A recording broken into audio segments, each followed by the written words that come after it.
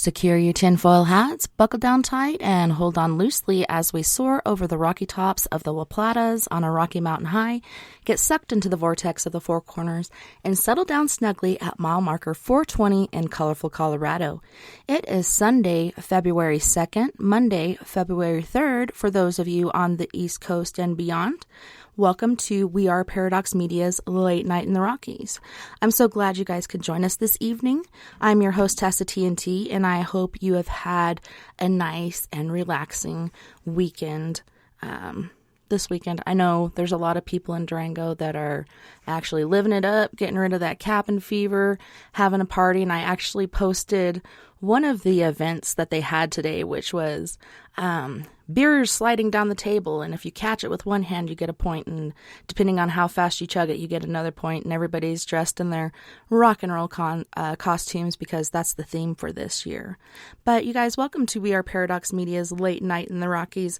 You can also find us on one of our many outlets on Spreaker.com, Periscope, Twitter, Spotify, Apple Podcasts, Google Podcasts, iTunes, iHeartRadio, CastBox, Tumblr, YouTube, SoundCloud, TuneIn Radio, Deezer, as well as Podcast Addict.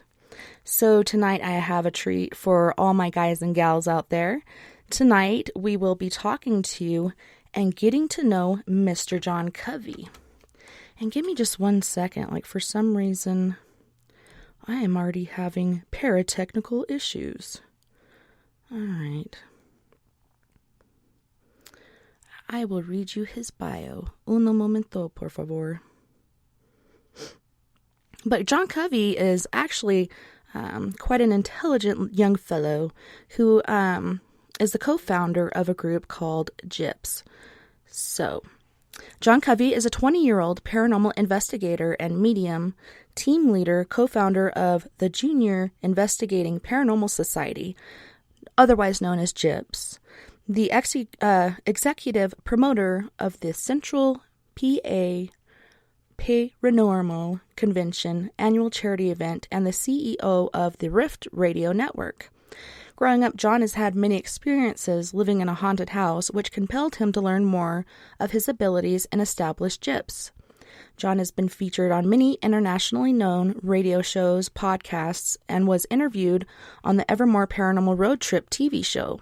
With that, John is a radio personality known as The Gentleman and has hosted The Orion Effect with Hallie Odell on the Rift Radio Network. With his intuition being passed down from his mother, Debbie, and with her guidance, John has been able to embrace his abilities and use them to help all he comes in contact with, whether physically, spiritually, or simply as a human being. To learn more about him and his event, go to centralparacon.weebly.com. Hey, John, welcome to the show, and thanks so much for joining us tonight. Well, thank you so much for having me. I'm very excited about tonight. So am I, and I really just love doing this because I love hearing different people's stories and sharing that with others, because it gives people a sense of peace knowing they're not the only ones out there going through this stuff. Oh, absolutely. Yeah, I mean, the different experiences that many different people have, no matter if it's, with UFOs or through spirits or through, anything that's revolving around cryptozoology, it's so broad, but so amazing that it's very cool and unique to hear different stories from different people.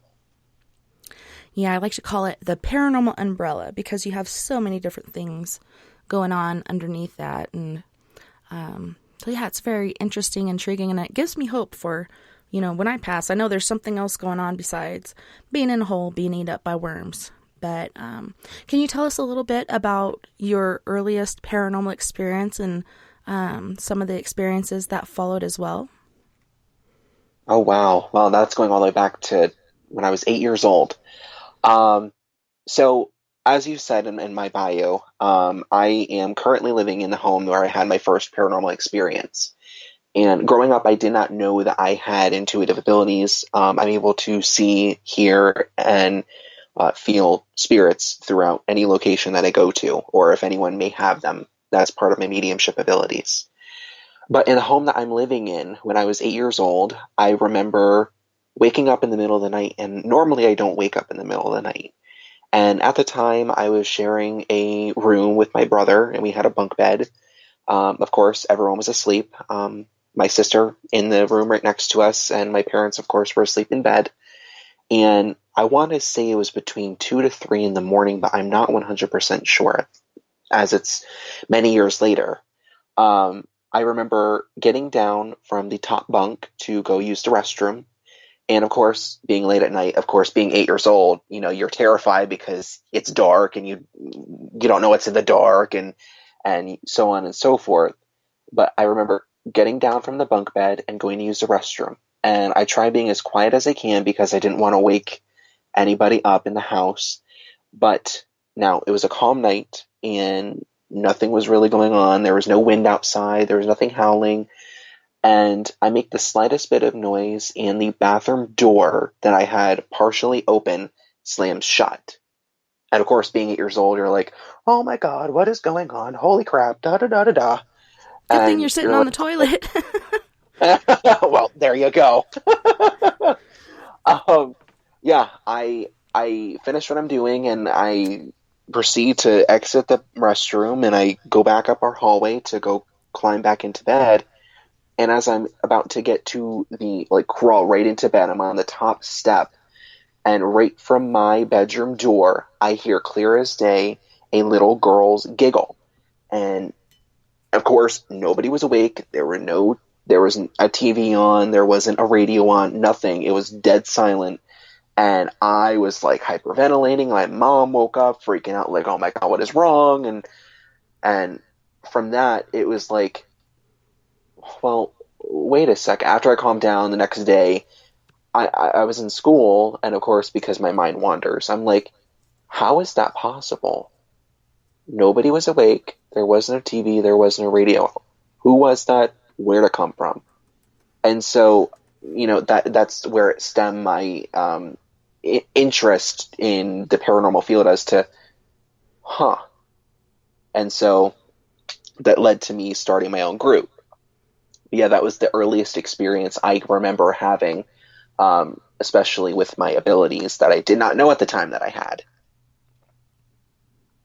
So did you have any other experiences in this house? And before I get to that, I'm wondering, how long did you live in this house before this happened? Had it been a while and then all of a sudden you have activity? Well, I have been here in this house ever since I actually was born. So I've been here for about 20 years now. And before that, of course, I didn't really have much experiences going on. Nobody else in the house really had any experiences. But, of course, the interest of That's When Ghost Hunters, the TV show, was just starting to come out. And I remember my mother and I and my sister, we would sit downstairs and we would watch it. We watched the premiere and we were just so intrigued by it. But on this night that this happened, that we didn't watch Ghost Hunters. So it was just an interest of ours when the show was on. But then we're like, oh, wow. Because I said this story to my mother the next day when I got home from school. And she's like, I need to sit you down. And I'm like, okay. And so her and I had a conversation about when she was young, and she had predicted her father's death. And she was accurate with it. And she was my age at the time when I was 8 years old. And so she's like, I think you might have some of the same abilities that I do and that I've had. And because of course, it was kept hush hush until nowadays. I mean, it's so overly welcomed that almost everyone grows their intuition. That back then it was kind of, okay, you might have this, but keep it quiet because you don't want to. People don't want you to be seen as, oh my gosh, he's the psycho, he's the person who thinks he sees ghosts, and when you really do. And after that conversation, it led to a lot of the research, a lot of the different whys or hows, And so when she explained to me how there's the different clairs, the clairvoyance, claircognizance, clairaudience, and clairsentience are the main four, that she's like, this is what you might experience. Let me know if you do, and we'll talk about it. So after that, there weren't too many experiences inside the home, except for, once in a while, you'll hear something and you're like, oh, there's probably a dog outside. I'm just going to wipe it away. Until years later, in 2011, it was around the time that my grandfather had passed away. And at the time, we were separated here at the house, and I had come back later in 2011. And I remember sitting at our computer desk, which is still our computer desk now, and I was up very late doing laundry, and I came into our living room to sit at the desk, and I'm on the computer doing some more research about some of the locations that we've been to, and I look out of the corner of my eye towards the archway that separates our dining room and our living room, and I see the torso of it looked like a jacket from like a Union soldier. Now, where we're in Williamsport, Pennsylvania.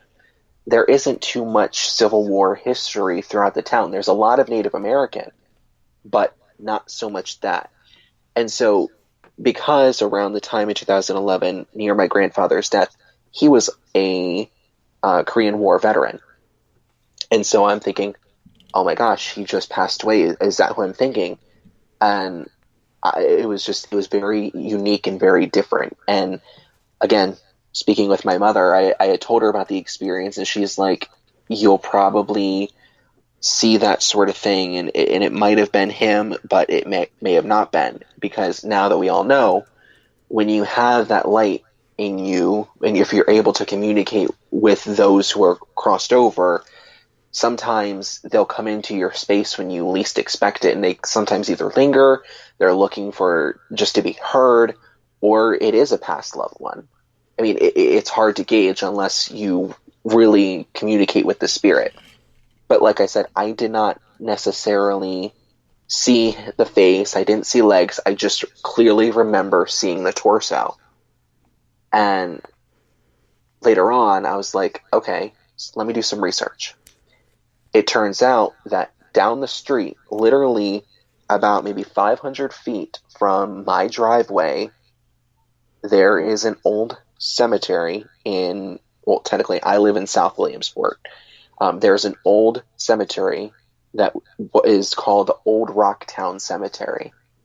I did not know this cemetery was there, and I went over to the cemetery, and there are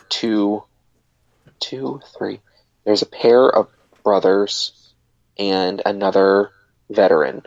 There are Civil War graves literally in this cemetery, and I'll have to send you pictures of the different graves. It's cool, and I did not know it at the time, but that could have easily explained, are they from the cemetery and they're coming here because they see that I'm able to communicate with the other side? You know what I mean? Yeah. So, yeah, I mean, it's very cool and very funny. So do you think, out of looking at these different graves and such, that you figured out who this individual was? To be honest, I don't know, because, like I said, I didn't see a face, and, I mean, I didn't hear anything except just, I mean, I saw this torso. And so I know that there are, of course, all three of the Civil War graves are male. I honestly don't know. And not a lot of people around here in South Williamsport know about the cemetery, and especially know about the history, because there's no documentation from it that I know of, except for in the courthouse. But I'm not even sure if they have the documents dating back into Civil War times here. So, yeah, it's hard to tell because sometimes there's fires and all kinds of records are lost, but it's amazing how there are these old cemeteries. And when I went back to Arkansas to visit family and my parents' grave and such, On the way up there, we were passing by my uncle's house, which it's not his house anymore. He actually passed away from cancer, and somebody else lives there. But I spent a lot of time there as a kid, and we'd play hide and go seek and all kinds of things. And on the way up, I see this cemetery in the backyard, this little tiny cemetery that I had never seen before. And I'm like, how the heck, after all these years of playing on this property, have I not ever seen this cemetery? So on the way back, we stopped and looked at it and took some pictures, but there were some Civil War and other veterans buried there, and I believe it was called Mud Cemetery. I can't remember the exact name, but I was just blown away. Like, it was there this whole time, and I never even saw it. That still blows my mind. Yeah, and it's like you have these hidden treasures in your backyard, and you're like, why have I never seen this before? So it's like, it hits you like, like, here's a smack in the face, duh. And that's what it was for me. So I totally understand. It's remarkable and funny at the same time. Yeah, it totally is. And it makes me wonder, like, was there some sort of protection thing going on around it? Like, that we weren't supposed to see it because it was not a place we should have been playing or whatnot? But yeah, it just still blows my mind. Like, how did we not know that was there? And my sister had never seen it either, and we're just back and forth kind of in awe. So that's interesting. The torso of a soldier. Makes me wonder what sort of injuries he sustained. Yeah, and I mean, normally, because, I mean, part of the clairsentience is you're feeling what they may have felt and or their emotions or any physical pain that they may have had, and I didn't get anything. But then again, it was just a quick, like, literally like a split second out of the corner of my eye, I saw it, and I can draw the button. The button is the clearest part of it, and I can't, like, that's the thing that stands out the most. But yeah, I mean, it was just split second, it was there and gone. So I don't know. And that's not too far away from where you live, correct? Just right down the road? Absolutely, yeah, it's within maybe like a 30-second walking distance away from my driveway. Holy shnikes. Yeah. I mean, I didn't know about it because it's tucked away behind, there's 1, 2, 3 houses. There's a fence on the back side of it, and there are 3 houses kind of around it. So it's basically enclosed on all 4 sides. But I mean, it's open to the public because there's no gates, there's no locks. It's just graves that were there from the cemetery that was there. So yeah, my backyard. It's amazing. So did you have any other experiences in this house? Inside the house, through research, I was able to kind of validate some things that I was able to pick up on. And we had done some, not a full investigation, but a little bit more paranormal research tied in with the mediumship work, tied in with actual historical facts. And through it, what I was picking up on was that there was this little girl. She lost her mom when she, of course, was very young, and she did not have that connection with her. She knew her, she missed her, but there was just something just missing. I don't know where the mom went. I don't really pick up on her energy. But this little girl is the more prominent spirit. Other than this male. Now, the male I clearly know is her father. The house that I'm living in was built back in the late 1800s, early 1900s, and it was a farmhouse at one point because there is a breezeway in between where the summer kitchen or the summer house kitchen building would be versus the main house. And so, like, you see the foundation in the ground, which I think is very cool. But the male is very, not oppressive, but very dominant in a way of kind of like a protective way. And so with what I picked up on, we did a little bit of investigating, and I would do digital voice recorder sessions up in our attic, which is where I thought her bedroom was, this young girl. And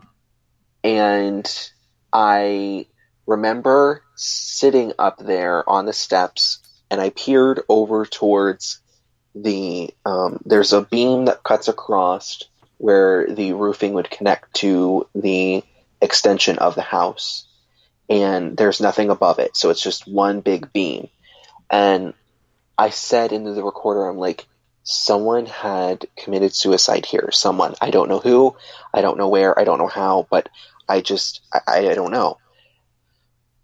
So we're going through, we're still doing this investigation, and we're not really getting too much. There's nothing really coming through the spirit box, and there was nothing really making the KT meter fluctuate, which of course that measures electromagnetic fields. So after we did that, we kind of set that aside, and I couldn't get the little girl, and I just keep feeling like she's sick. There's illness somewhere going on. And this male energy, it's like every time I would attempt to connect, this male energy like kind of pushed her energy away. It was like, who do you think you are trying to connect with my dog? I'm getting chills because he doesn't like it when I talk about her. He's very protective. Absolutely. But I'm like, illness, and he's stopping me, and it's that energy of like, what are you doing? Like, you should not be doing this. And so I would stop, but I went to go and research the house, the property, and it turns out that back in the 1800s, there was in fact a family of 4 that lived here. And of course, the mother had passed away when the kids were very young, and so it was just the father. There was a young boy and an older girl, and so of course, it's daddy's little girl, and it was mama's boy. After the mom had passed away, the boy, again, he was very young, but he still loved his mother. He was killed in a car accident. He was hit by a car. I don't remember what type of car, but it said it specifically. Darn it, I'm going to have to go back and look at that. And so I found out about the mom, I found out about the boy, and as I kept reading along, it said about there was another death of a young girl who died of an illness. I don't know what illness it said. It just said death of illness. And from what I'm picking up on, I'm like, okay, so her bedroom really must be either up in the attic or something. And then it kept going on. It was the death records of the property. And it was literally bam, bam, bam, bam. And the last death was the father, because he was so grief-stricken from losing his family that he committed suicide up in the attic. Oh, no.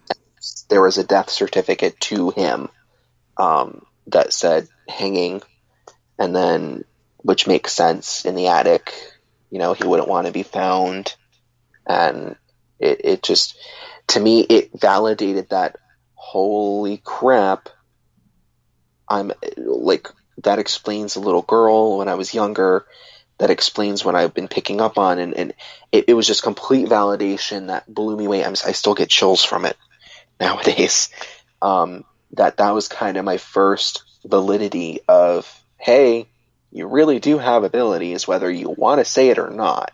So it's time you buckle down and use them and help those around you, because they're there, and you need to pay more attention there, dummy. Right. So do you think, well, obviously the father spirit is intelligent. Do you feel like the little girl is intelligent as well, or is she residual? I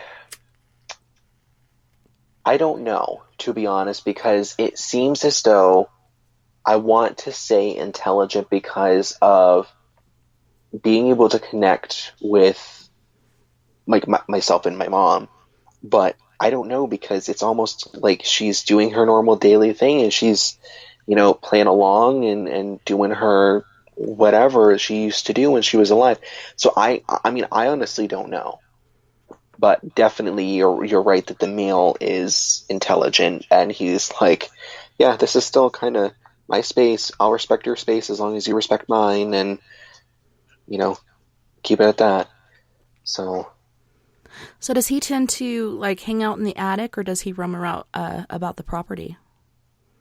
I see him a lot of the times downstairs on the first floor. He's usually either just kind of standing there, walking around, kind of just observing what's going on, what we're doing inside the home. Um, Definitely, he likes to hang out in the dining room, and I don't know why. I guess it was next to, because we also built an addition to where it's kind of like a mud room, but we have a wood stove in there. Like we built a pantry on that used to be part of the original porch, which attached to the breezeway to the other place. So I don't know if he was kind of like, if he's guarding that what used to be the front door, or if he's just kind of hanging out, going outside, walking around the property, or I honestly don't know. I do know that before the house here was built, there was a brick factory that was really, really close, either on the same property or very near it, because we will dig in the ground. We used to have a garden behind our house, and we would rototill the garden to, get fresh soil for the coming season, and there would be pieces of brick that would just come up out of the ground. And it's not anything new. They're old, the really rich red color bricks that used to build like the 1800 style homes.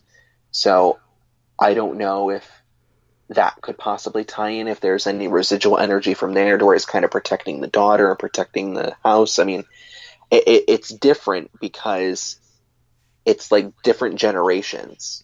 You have the old generation of possible residual energy from this brick house or the brick factory to his time to now. So it's kind of interesting how it all intermingles and how all the energies collide. For sure, and it makes you wonder if that brick pile that was found underground, which everything in the end ends up getting covered, but if that was like a discard pile of broken bricks that, they couldn't use or sell. Yeah. It seems like anytime you do any sort of digging or demolition, or like you said, you guys built something onto the house, it does kick up activity. Absolutely. So when did you guys build onto the house, and did you notice a lot of activity during that time? Well, when the wood stove room and the pantry was built on, I was very, very, very young, like 1, 2, 3. I don't remember when, like what year it was, like a time frame, if it was 2001, because of course I was born in 2000. If it was like 2001 to 2003, I don't know. But it was somewhere in between that time, because I remember everybody makes fun of me because I have memory that is so, like, how can you remember that when you were like 5 years old? Right, I get that too.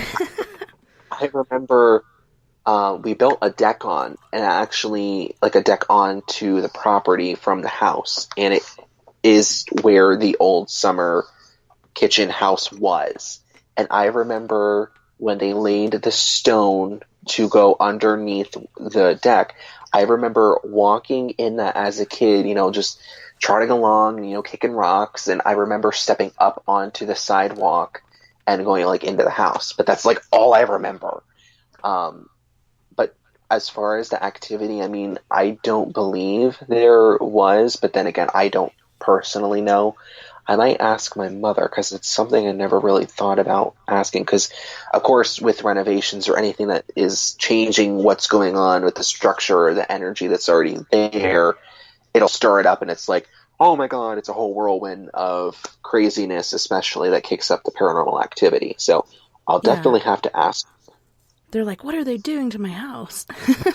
Exactly. And they're like, you're damaging it, I just did that, whatever. So It's very interesting. And you were talking about your mom earlier, and when you had these experiences, and she did warn you about not sharing these with people as far as, you know, the judgment and ridicule you might receive from it? Yes. So your mother, she has intuitive gifts as well. Can you tell us a little bit about her and some of her experiences? Well, yes, like I said, she is where all three of us kids, we have different forms of intuition. Um, my brother, he experiences deja vu, which is, of course, like in French, is to see again. Um, that's a form of psychic intuition. My sister, she is very claircognizant, and so that's to know. That's clear to know. She's like always predicting different things, and it's like for example, she about a month ago had a dream that she was in her restroom and she looked down and she saw a bump, like, you know, a belly bump. And it wasn't like she gained weight or anything like that. Here, 2 weeks ago, she found out that she was pregnant. Oh, wow. So it's like a like, hey, this is what you're seeing, but you know in the back of your head, like, you better either be prepared or you better plan on some things because no matter what you do, it's going to happen. So they both experienced that. They haven't really wanted to do more with it. I, of course, have. And so with my mother, she is the same way. She's definitely a knower, and she's definitely a hearer. She tells me all the time that while she's getting ready for work, she hears something going on, whether it's a male spirit or a female spirit or whoever that's just either in the home or what have you. But when I had mentioned her abilities before, she had predicted her father's death. She was around 18 years old when she got married. And when she was younger, she was like, he's going to pass from a heart attack. And it's going to be unexpected. And it's going to happen before my wedding. It was like those three things. And here, after, of course, years went by, when she got married to my father, my grandfather would be my grandfather. He passed away 10 days before her wedding. And so that's part of the clair-knowing, the claircognizance. And when she experienced that, it kind of shut it down where she's like, okay, this is really crappy. This is not something I necessarily want to do and want to keep growing with. And God forbid, I don't want anybody to experience something like that. So she kind of shut it down. And I'm taking a class right now through psychic medium Sarah Lemos's from Ghosts of Morgan City, the TV show. She's doing a class called Pathways to Spirit. And she calls this term mudding, is to where she kind of, either people tell her, like, you shouldn't be doing your abilities, or just different things happen to where it's like, okay, here's mud covering up your abilities to where you can't do that sort of thing. And so when she found out that I had these experiences and us kids having these different forms, I'm not sure if she sat my brother and my sister down, but definitely interesting.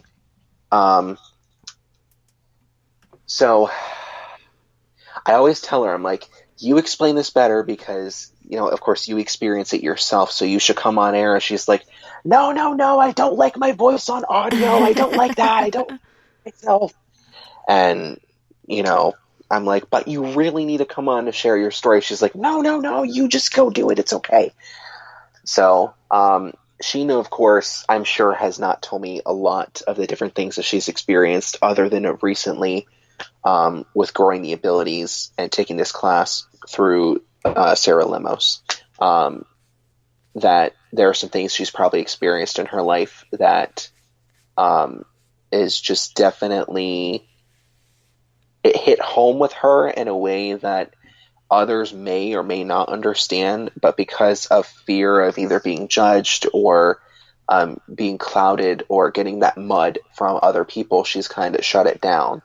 And so that is why she probably had said that to us kids when we were younger, just so other people wouldn't, ridicule the gifts that we do have. Well, and that's very important. And it's cool that she, doesn't keep you guys from growing your gifts. She's kind of supportive and allowing you to do that and protecting you at the same time. Because as a kid, I did receive a lot of judgment and ridicule because to me, the paranormal was normal. And then once sharing it with friends, I lost a lot of friends over it and have had issues with different family members. But it was about 2012. I didn't care anymore. I just wanted to help. And so came out of the paranormal closet and decided to go out there and help people on this side and the next. So it's very awesome that your mom was there for you like that. And my mom's a lot like your mom. She was able to not only see spirits, but she could talk to them. Clairaudient is when they can hear. And then she also predicted her own death and planned her own funeral. So it's very intriguing. And it's cool how it's passed down to not only her kids, but my kids. One of them being the same age as you, all have their different gifts and abilities, and I'm there for them to support them, and I want their gifts to grow. And you're out there in the East. What state exactly are you in? I'm sorry. I'm in Pennsylvania. Pennsylvania. So you guys are part of the Bible Belt, or is it a little different there? Well, we're not so much so religious. But we do, it's hard to say because different family members, of course, have different beliefs. But it all depends on your spirituality as to know you have to have faith in something out there to know, like, there is something that goes on after. And around the area, there's a lot of different Christian-based churches. Catholic churches are definitely more north of here in the Scranton, Pennsylvania area. Basically, we're like smack dab almost in the center of the state, which is kind of cool because, if there's something going on up near Erie or down near Philadelphia, it's almost the same distance. So that's always beneficial. But yeah, I mean, up here, it's fairly different, but also not so close-minded to any different possibilities. You know what I mean? Yeah, I believe anything's possible, and a lot of times, for me, fact is indeed stranger than fiction, so it's just amazing the different things that happen and go on out there. So how did you get into starting your own group? Did you start it with your siblings or a group of friends? How exactly did JIPS come together? Well, this was back in 2010. This was before the experience I had with the soldiers seeing the torso. I had told of course, the experience I had when I was 8 years old, I was kind of like freaked out by it, so I didn't really tell a lot of people. And in 2010, I believe I was in 6th grade. Oh my gosh, I don't even remember. But anyway, I had told my friends about this experience, and at the time they were like, "Oh, well, have you heard about what's now known as Alisons Grave?" And I'm like, "What's that?" And so they told me about the story about Edna Allison, a folklore, quote unquote, that is true. That's in Mosquito Valley, which is about like a 10-minute drive from South Williamsport. They had said about this story, and they're like, "We've always wanted to go and check it out, and we never really knew what to do. We can't get into the cemetery, so you're just kind of sitting outside the gate." And I'm like, "Okay, well, why don't we see about seeing if other people have any interest in maybe, at the time we were like, let's just go ghost hunting." And so I got with my friends. It was just myself, my mother, and two co-founders who are no longer part of the team, and another friend who joined in.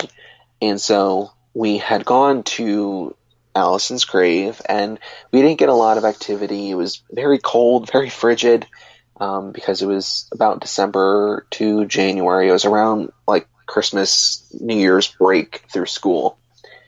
And once we had that investigation, we were like, we should totally see about starting a club in school. And believe it or not, our one teacher, and I adore this teacher, I have the utmost respect for her, because she was the one who basically encouraged us to continue to, do this sort of thing, because she wholeheartedly believed in the paranormal field as she does. And so she had told us about, there was another group of teens who were interested in it, and they really didn't continue with it. And she's like, it's so cool that you guys are so serious about going and doing this sort of thing. And so we held, she was like, I'll help you along the process. We'll figure out who's best for you guys to be on the team. And so she allowed us to do kind of like quote unquote interview sessions with different people who signed up on the sheet in order to join. And once we finally got our core group, we went and we started going to different places. There, of course, we went back to Alisons Grave, and there are a couple other cemeteries near here. And like I said, this was before I found out about this old Rocktown cemetery that's right behind our driveway, basically. That we started going through and investigating, and we got a lot of recognition online, because people were like, oh my gosh, there's this group of kids who's actually doing a full investigation. They're looking at the history, they're looking at what they're getting, and the documentation. They're very thorough with what they're doing. And we were on a radio show, and the guy was the host, he had said, he's like, you are the first of your kind. And I'm like, what do you mean? Thinking, oh gosh, what's going to be happening? And he's like, you guys are the first national paranormal organization that is created and ran by teens. And I was like, are you serious? And he said yes, because there are no other teams out there that at least we know of at the time that investigates as thorough and with the maturity that you guys have. And so that was kind of where we got the name JIPS. We created it as the Junior Investigating Paranormal Society, because we grew up as the first national paranormal team that was by teens, and we had the junior part of it.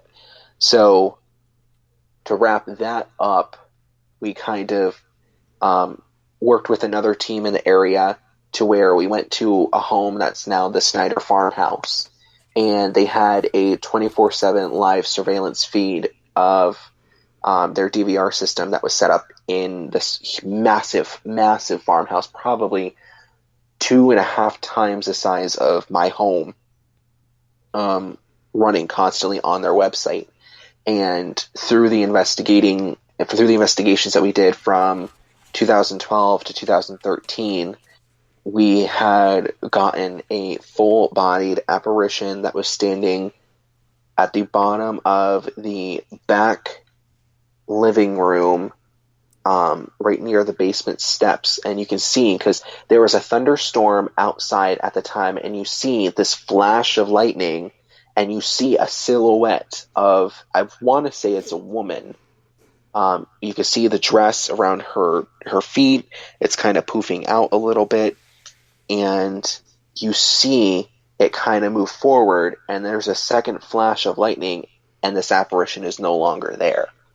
And so that, of course, in the local area fueled a whole lot of controversy, because, oh my gosh, there are teens who are investigating with another team doing this sort of thing.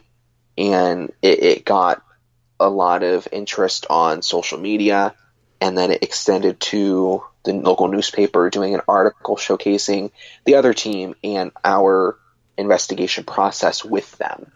So it was very cool. And over the years, we've done a lot of different investigations throughout the entire state, handled some residential cases. More recently, it's funny how it has shifted. It comes in shifts. It's like a circle, and the top half is the various locations that are public, the historical locations, and then it's like you go down, and it's like the bottom half is the residential cases. Every year or two, it rotates, and so we'll do a whole bunch of different. We have done a bunch of different historical locations, and it's morphed into, okay, we have this residential case and then this residential case, and then it goes back and forth. But since graduation in 2018, we kind of stemmed away because, of course, we're older now. The core members eventually had left, and we have brought in some new members, and so one is in college right now, one is pursuing a business endeavor, and I'm still trying to push through because, being a medium, I'm basically stuck doing this sort of thing, but it's not a bad thing. I love what I do because I love being able to help those around.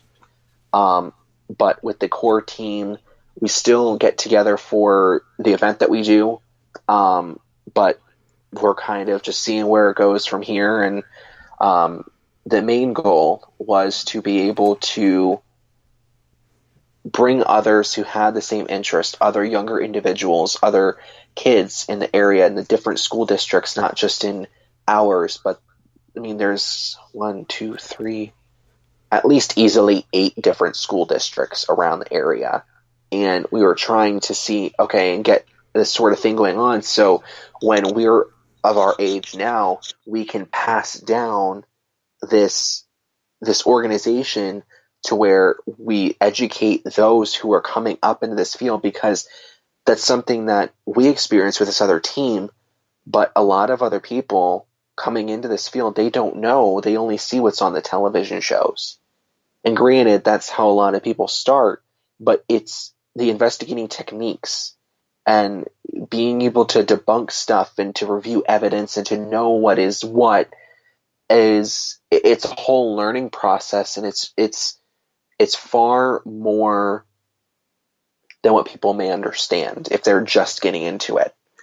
And so that's what we wanted to do, is teach what we learned throughout the years to those who are coming up into this field, because this is something that I have always said, and other people have always said, is that my generation and the generation that follows me is the generation that is going to take over the scientific field to hopefully make people understand that this is a legitimate field of science, and to understand how things work, how we're able to do this, why we're able to do this, and to expand our minds to know that there is something on the other side. There's more to just, as you said at the beginning of the show, just laying in the ground and, just waiting for, you're sleeping or whatever.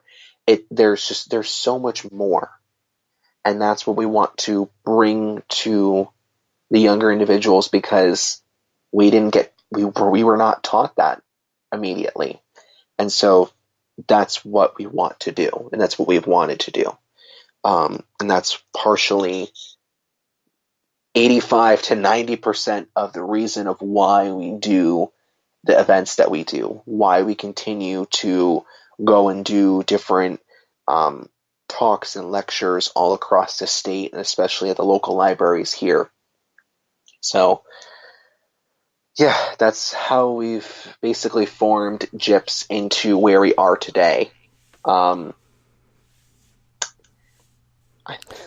and it is hard and sad when you do lose different members, because you kind of get this cohesive thing going on with a team, the different backgrounds, the different experiences, and then you lose people, so you got to kind of rebuild. And with my group, I had one member move away, another one died from cancer, and she was my mentor. And then another one fall away due to my mentor not being there. It just really shook us pretty badly. But due to the world's largest ghost hunt on Ghost Hunting Day, they have you invite people in to partake in these paranormal investigations. So I was doing that for a few years. We didn't do it this last year because they started charging the original teams. They didn't used to because we kind of propelled it. But then they're like, hey, we need $50. And, you can go broke doing this job. You don't get paid for it. You're doing this for free for people because there's not a lot of help out there. And for me, I feel like if I charged, I'd be taking advantage. Do you guys do yours like out of your own pocket as well to help your fellow man?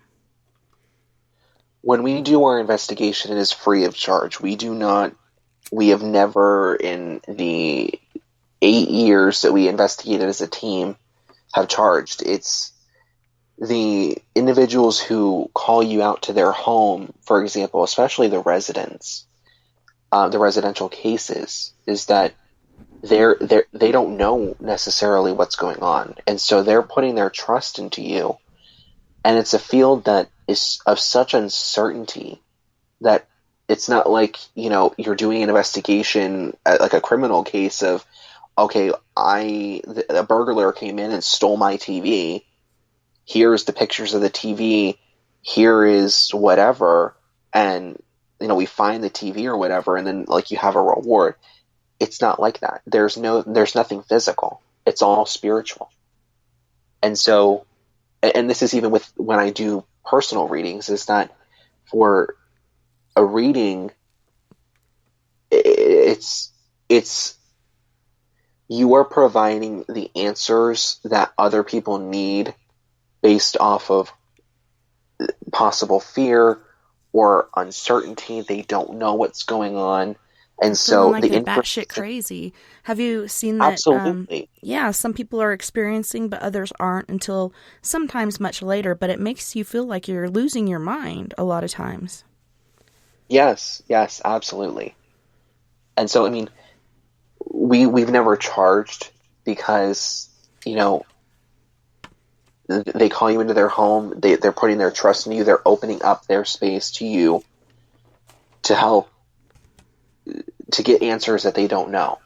And so it's like we're the paranormal emergency technician people coming in, and we're like, okay, so what's going on? And we're like the paranormal police investigators, if that's a weird way to put it. I'm trying to figure out a term that sounds actually good, but it's not going to come through. It's not meshing. I hate that. I know. My gosh. It's like you just had a major brain fart, but it does happen. I know. Your mind runs so fast, and your mouth only goes so much, and then you're like, okay, I give up. I'm done. I'm all good on that home front. Well, on that note, John, we do have to go to our first musical break. And on this break, we have Gravity, who is actually an artist from Krakow, Poland. Amazing. And then we have Fred Johnson III, who is from Canyon Country, California. So you guys don't go anywhere. We'll be right back right after this musical break. See, now I'm trying to get that mental vomit going on too. My tongue is running away with me. We'll be right back after this.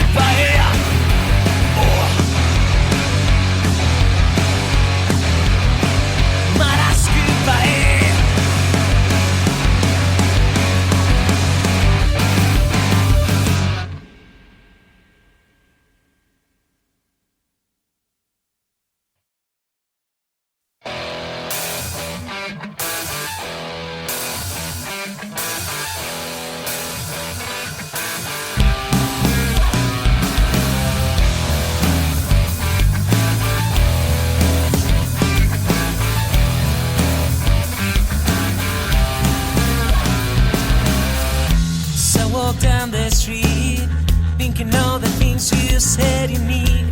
Why don't you tell me, baby, how do you feel? So I walk down the street, thinking all the things you said you need. Why don't you tell me, baby, how do you feel? Why don't you take a walk? Why don't you take a walk? In my shoes, why don't you take a walk? Before you tell me what to do, why don't you take a walk? Why don't you take a walk? In my shoes, why don't you take a walk? Before you tell me what to do.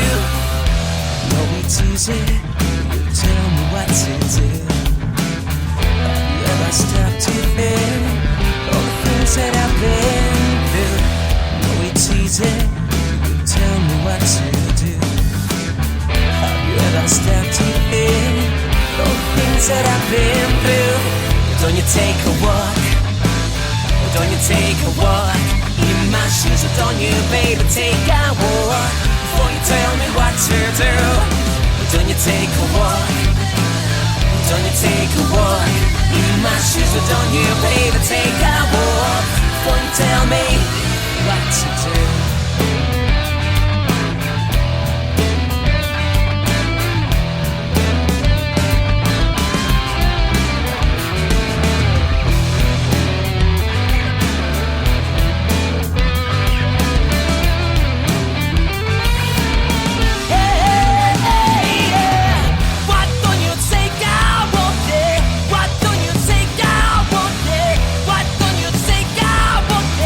Before you tell me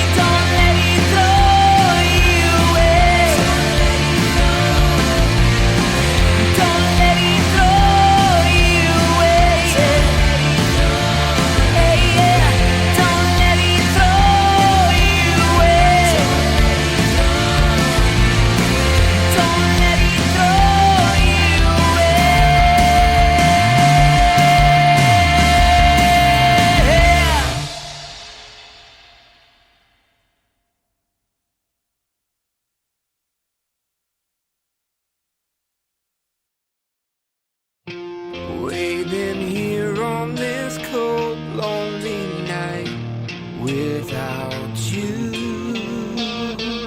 The tension's overbearing. Wondering, are you coming back home again? To inspire fondness with love. Where did our love go wrong? My sugar.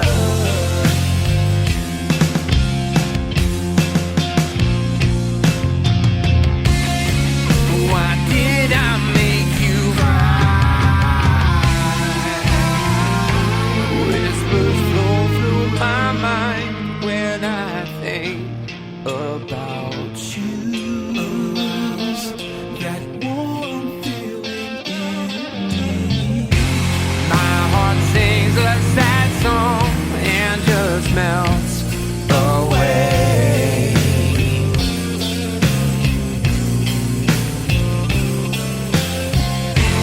Please look into my eyes, my sugar.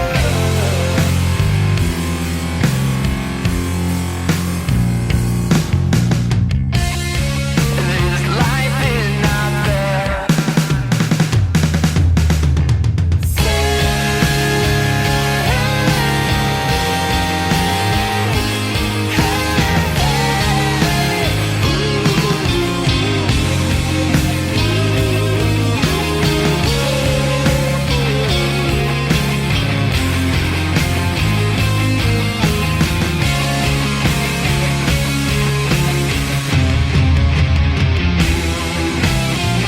Until the sun doesn't shine anymore, I'll be there.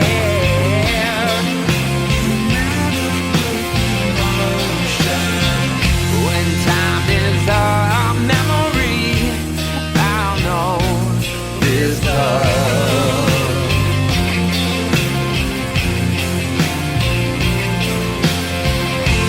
You will always be the one, my sugar.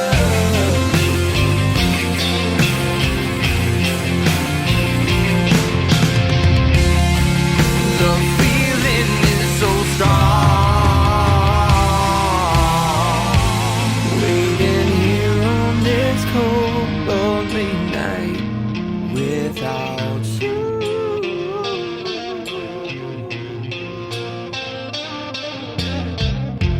Where did our love go wrong, my sugar?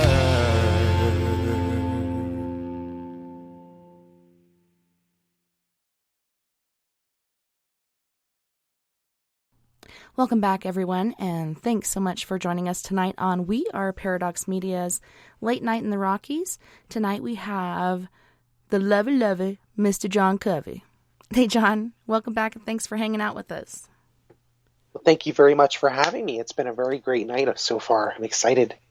Me too. And I just like hanging out with people and sharing our experiences, and just hearing your stories are amazing. So when you guys first started doing your investigations, did you have any tools that you'd use to go on investigation, or did you go out there using your intuition and other gifts to try to figure out what's going on? I know you talked about the scientific method a few times, which is very difficult according to the scientific community, because you have to have a sterile environment and repeat the same thing repeatedly. But I found with different ghosts that you can't, because every ghost has a different story, just like we're all different people, right? Absolutely, yeah. I mean, it really depends on the different styles and the different experiments that you do. For example, you can go into a location and use a device and say, okay, like a spirit box, for example, it's a radio that is, I wouldn't say changed, but it's developed in a way to where it scans in the radio frequencies so many times, and it constantly is scanning, and it uses the spirits are able to use the audio frequencies to create what it is that they're saying in real time. And so and you have an intelligent spirit, as we talked about before, they can go in and you can say, what year is it? What year did you die? What is your name? Can you tell us one of the names of the people in the room? It's hard to really validate it scientifically because, of course, they're right. It's the repetitiveness, the factual information.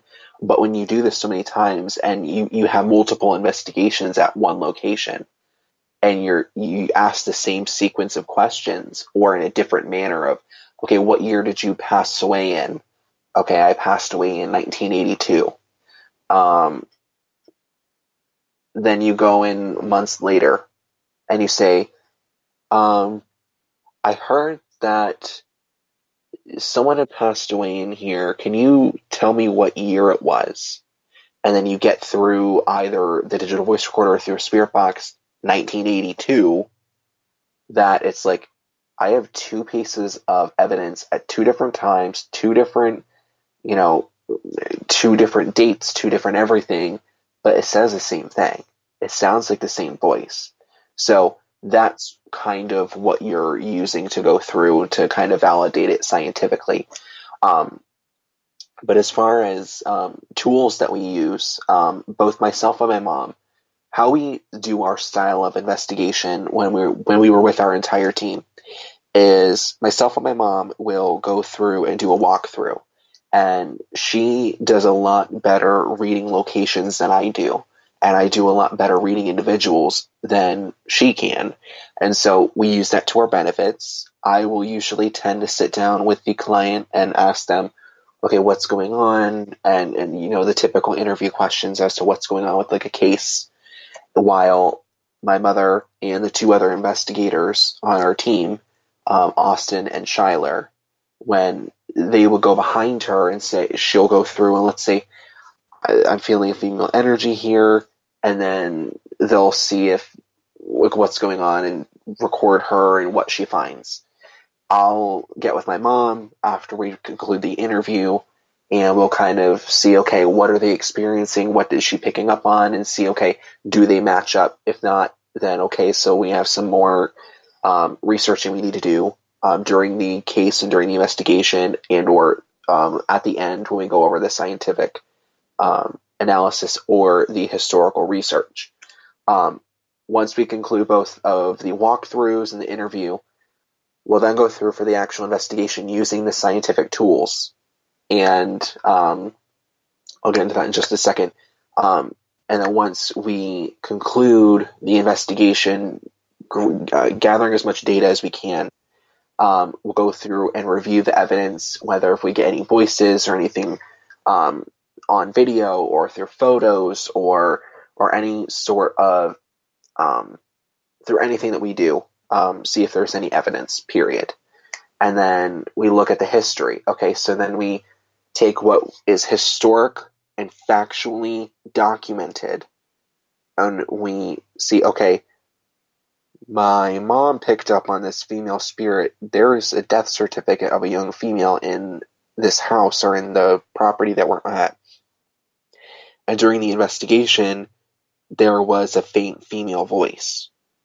And so it kind of all ties into one, so we can conclude that maybe the spirit that's at the location is the same spirit that my mother picked up on, and that is factually recorded as a death, and then we present that to the client. And we say, here is what we got, and go on from that. That's how we usually tend to do our investigation style. It's a little different than your typical, you research the location, you do the investigation, here's what we found. Because if you go into a location, you have something like there was a guy named Bill who passed away here in 2010. Okay, so you walk into a location. I heard that there was a man named Bill who passed away here. Are you still here? You see that a lot of the times on, the different shows and different other teams do that same thing, and there might not be a Bill there. You might be talking to a woman named Susan, and she passed away in 1991, and you don't know. So we take that precognitive information out of the equation until the end of the investigation, to where we find the factual evidence last to validate what we picked up on our findings. As far as the tools that we use, we like to keep it basic. We like to just use regular digital flash photography cameras, regular film, camcorders. We have a regular camcorder, a night vision camcorder, as far as visual audio, we like to use just a plain digital voice recorder that has the higher sensitivity to pick up on if there are any EVPs or electronic voice phenomenons being said. And these PSP7 Spirit Box, of course, is the traditional Spirit Box that you see a lot of times on the shows, and different teams have it. We use the detuned model, which is... So, are you familiar with the detuned model? No. Can you tell us about it? Okay, so the detuned model is... So there's, of course, with the radio bands, there's AM and FM. A lot of times when you see the teams using this tool, it's like it's a constantly hissing, so it's like the sound. Yeah. It still has that on the FM radio band, so if you were to go through and use that on there, you'll hear that hissing. But if you switch it to the AM band and you go and you use the tool, it sounds almost like the Portal. It gets rid of the hissing, but anytime when there's a voice that comes through, it gets louder and you hear what it is actually saying. And it's kind of echoey, right? Like they're speaking from a cave or a hole or something. But I like that it silences out the because after a while it starts to give me a headache. And they say that people that have any sort of thing going on mentally or anything like that, you should not use these because it can cause you to, somebody was saying the other day, it causes them to be enraged. Different noises repetitively cause them to get really, really angry and want to fight or whatever. But the only thing I've had is like the whole headache thing going on. After a while, it feels like somebody's stabbing a little ice pick in my head. Yeah. But I like that whole echoey like voice effect. That's cool. Yeah, and I didn't know, because when I first bought the model, I'm like, okay, so it's a detune. It might just be like the newer version to where it's like the hissing is cut down more. No, like on the AM band, I mean, you still get like, it sounds like there's, it kind of reminds me of a metronome, to where it's kind of like, it's like keeping a beat, and that's the rate at which it's scanning through the stations. You hear that, and it sounds like just like something's tapping, but it's not like the going on, which I think is very cool. It's usually the most favorite piece of evidence anyone we've ever been on an investigation with. They tend to really enjoy that. And then from audio, we have the more scientific, where it measures the electromagnetic fields. We have the K2 meters. We have the standard millimeter. We don't have the fancy one with like the REM antenna. It's just the Mel 8704 regular model. Of course, for those who don't know, the millimeter measures a lot of different things. EMF, which is measured in milligauss, and then it also measures the temperature in the room, and different other things that you can really look into using, and it has a lot of benefits to it for an investigation. And everybody's like, what is this milligauss anyway? But it's like a measurement of electricity. What exactly is a milligauss reading? Do you know? To me, milligauss is kind of the measurement of the energy that is said, kind of like the electromagnetic field energy. I always tend to say just an EMF field because it's easier for people to remember. So off the top of my head, this is going to sound very terrible on radio, but I do not necessarily remember exactly what milligauss is. Yeah, me neither. It's like this weird word. Like I'm used to all these other terms, but then you say milligauss, and I'm just like, I'm trying to remember what that is, but it is like a certain signature, and I think it has to do with electricity or energy, just like the EMF. It reads the different, I think, electric spikes. Right, and I believe it's like with AC/DC power, like the AC current or the DC current, and it kind of goes through because you can use these tools, and plumbers use it, electricians use these different tools. So it's not like these tools are specifically made for paranormal investigating. Plumbers use it. I've seen a plumber use a K2 meter to see if there's anything electrical near the water so he will not get electrocuted. So there's a lot of different benefits, and many people may not know that different people use it for different things, and it's very intriguing. But I believe that the milligauss does measure along with those currents, but don't count me on that. Yeah, I think that's what electricians use. Like, they don't generally use a EMF. They use this, holy shnikes, I can't think of the name of it now, but that has the milligauss on it. And it does show on different, if you go on YouTube and watch different people using it, how the energy spikes up or down or whatever it may be. And it's got this little wiry antenna on the top. Oh, the tri-field EMF meter. Yeah. Yeah. I have always wanted one of those, but I've heard a lot of mixed feelings about them. I've used one in the past, and it was one of the newer ones, and it said that there was something wrong with the newer ones before they went and refixed it, and or something like that, and I have no idea. That's why I like to stick to the more traditional, what you normally see, because that's what people are familiar with. And when we teach these different courses and teach these younger individuals, they may not want to know the scientific thing because, Amy just said that's what you get back on a magnetometer. Okay. I don't think I've ever used one of those. There are so many different tools out there that it's hard to remember what exact ones they are. But I think I know. Like being a surgeon, you're just like, holy shnikes. Yes, it's like I whenever I tell people like how many different tools are there really in the paranormal field? I'm like, so the control panel to an airplane? Yeah.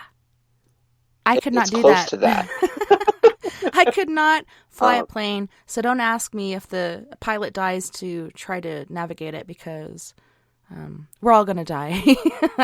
I do not understand all the switches and knobs and all that other stuff. It's like insanity.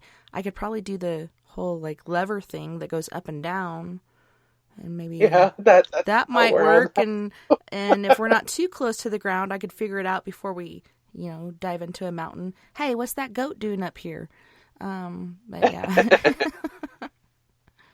But no, I mean, like I said, that's why we always try to use the traditional equipment, the camera, the voice recorder, and no matter what piece of scientific tool you use, no matter what anything you use, you can use any gadget in this field.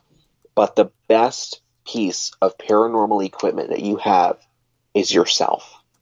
Your body, because what you feel and what you are aware of is completely different, and is so you can experience something like you feel like the goosebumps, or you feel like something walk through you, and other people might feel that same thing, but you can't document that. It's all experience. Anything spiritual is an experience. It's not so much so, I have this piece of whatever. When you look and you have an open mind into not only the paranormal field, but the spiritual, intuitive field as well, everything, including religion, is an experience. So it's very intriguing. And then, I mean, of course, you have everyone has a cell phone nowadays. So if you like to stick to the more physical tools, I mean, you have, as long as you put on airplane mode, I cannot stress that enough. If you do not put on airplane mode, it will affect your EMF meters, your millimeter, everything. But if you put on airplane mode, you have an audio recorder, you have a camera, you have a flashlight, you have notes to take it on. I mean, you have all these different things that you could be using on an investigation that people are, I mean, we don't tend to use that a lot because we have the tools that we do. But you have that right there, literally in your pocket, that you could be using on investigations. So there's so many different things. And this is like back to the control panel of that airplane. I mean, there's so many different options out there. There really is. And, you know, you being in Pennsylvania, and that's where my bestie is, Stephanie, I call her Step on Me, to pick on her, but I feel like we're neighbors, you know. We're only a couple states apart, even though if you drive it, it seems like really, really far away. But my granny taught me when I was really young how to use a wooden stick. I believe it was an applewood stick, but you can use a hickory stick and other sorts of wood to do dowsing. It wasn't until about, let me see, I believe it was 2010 that I went to Las Vegas and actually did my first and only ghost hunt that I paid for my daughter and I. And the daughter is the same age as you now. But we used these copper dowsing rods, and it was amazing, like, how it affected my body. Because I remember holding it, and we're at this corner where this girl had run out into the street, and she got ran over. And so she's just basically there in that area all the time.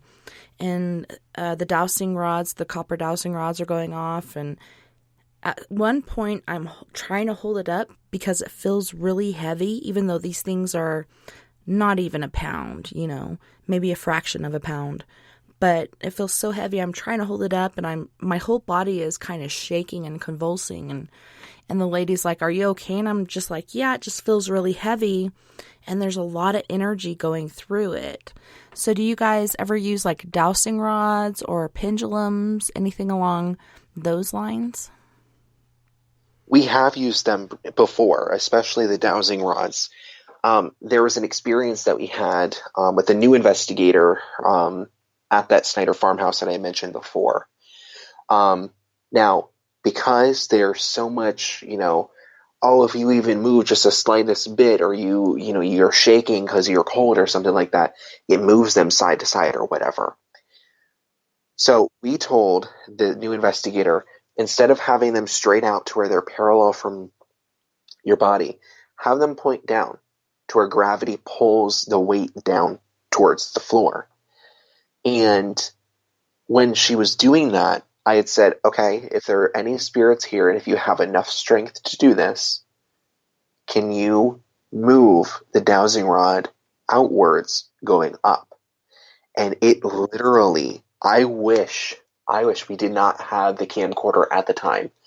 I wish I was able to get this on video. You saw the one that was in her, it was on the right, but her left hand. It literally went outwards and went straight up, and it stayed there. Now, of course, we couldn't explain that. How it was able to do that, we don't know. She wasn't able to do that, of course, and there's no string or anything like that, because, I mean, we're not like that. Right? But it takes too much energy or, whatever. My gosh, don't even get me started on different you see on My kids TV. watch these different shows on YouTube and stuff, and I'm like, that is so fake. Don't watch that. And they're like, it is not fake. And I'm like, seriously, this guy is just doing all this fake stuff. And can you believe how many followers these people doing all this fake shit have? It's insane to me. Yeah.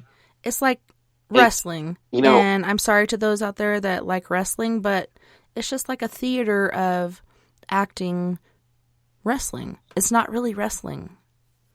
Yeah. I mean, I always tell everyone, and even people who I know who are on those shows, and Jack Kenna in specific, he said this during his lecture at this past year's event.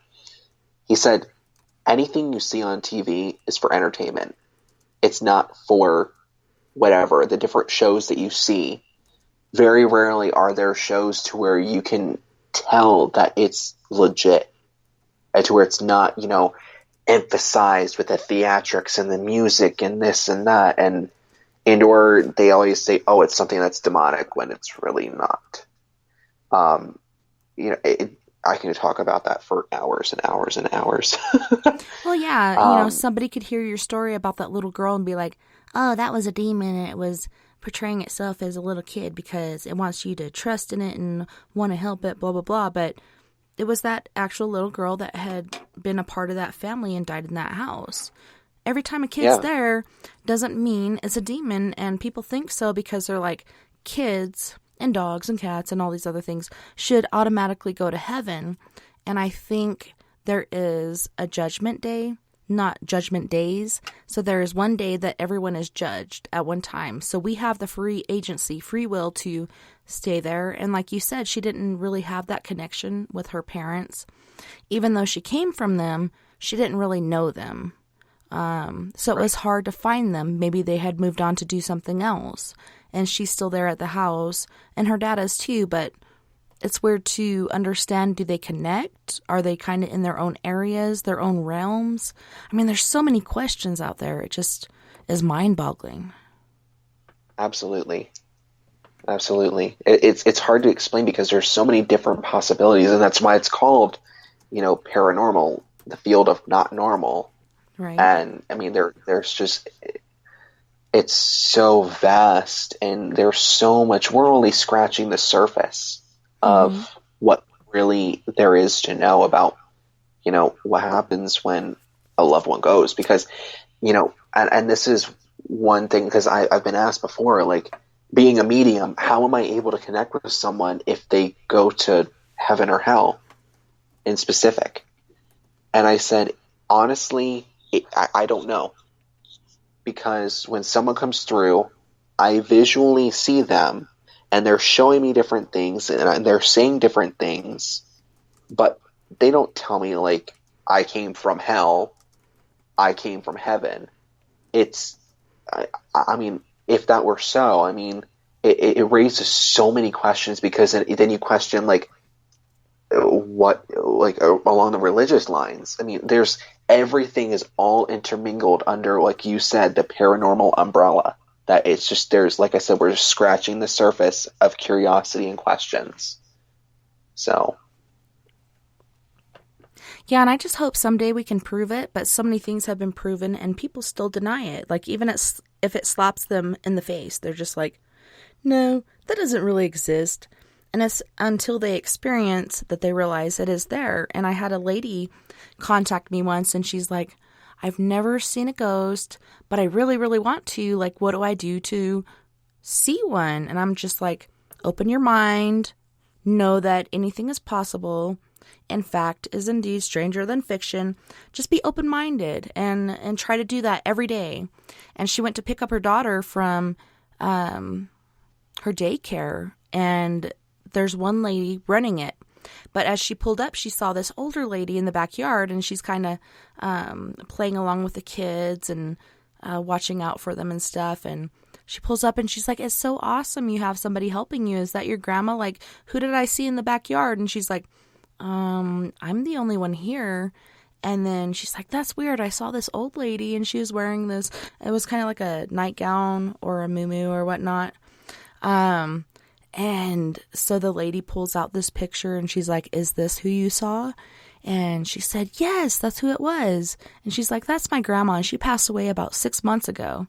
So it's pretty cool how they just like roam about your property. And a lot of times for me, I'll hear voices come through in my head, like telepathically, or phrases and such.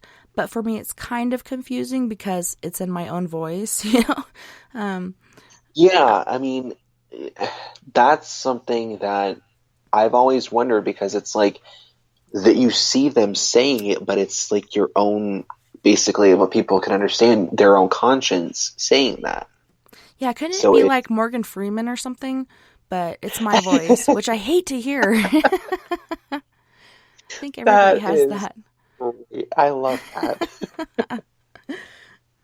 Because now I can think about, there's someone coming through, and this is Morgan Freeman talking, but this is really them talking. Morgan Freeman.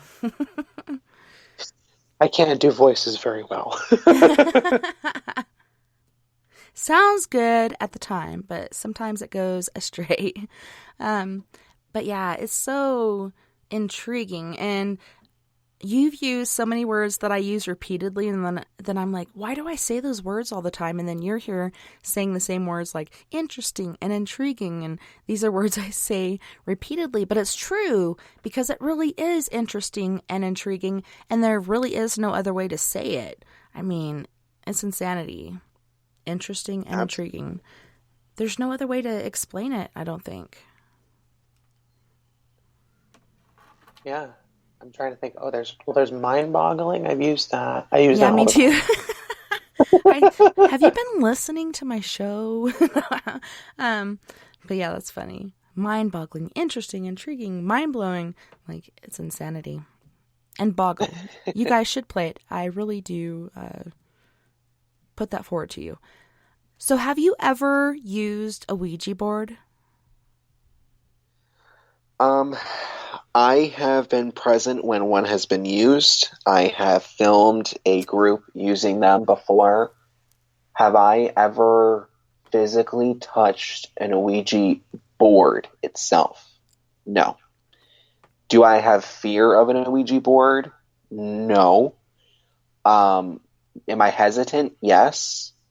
Because I have to, anything that I do along the lines of like the spiritual side, anything paranormal, I have to be comfortable with it. And I have to be comfortable with the energies that are around me, including those people who are around me. I have never had the desire of, oh my gosh, I need to go and use an Ouija board. Actually, no. Let me back up and clarify. Sheila Gay, who hosts Rogue Talk Radio on the Rift Network, she makes different metaphysical items and different, haunted quote unquote items through her business, The Skeleton Key. So she did create an Ouija board that at the time I did not know, and she set it in my hands. And then I gave it back to her, and I'm like, okay. No, thank you. And it wasn't anything that has to do, like, I don't know. It's not fear. It's not, I don't know. I think it's because, it was at an event it was at the second Paracon that I did, the Central Paracon, that she had given it, like, she set it in my hands.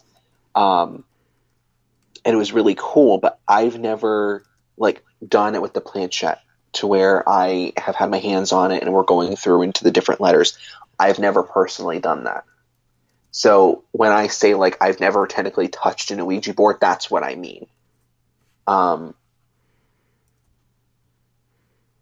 not with been a certain around purpose. Right. Like I said, I've been around different people. I've filmed another group who has used them on two different occasions, two different groups for my YouTube channel back in 2014. Excuse me. But as you say, as we both agree, it's intriguing and interesting because there's so many different questions of an Ouija board versus, can it actually conjure up something from the other side?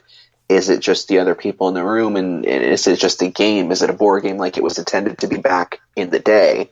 It seems like such a smart way to put something out.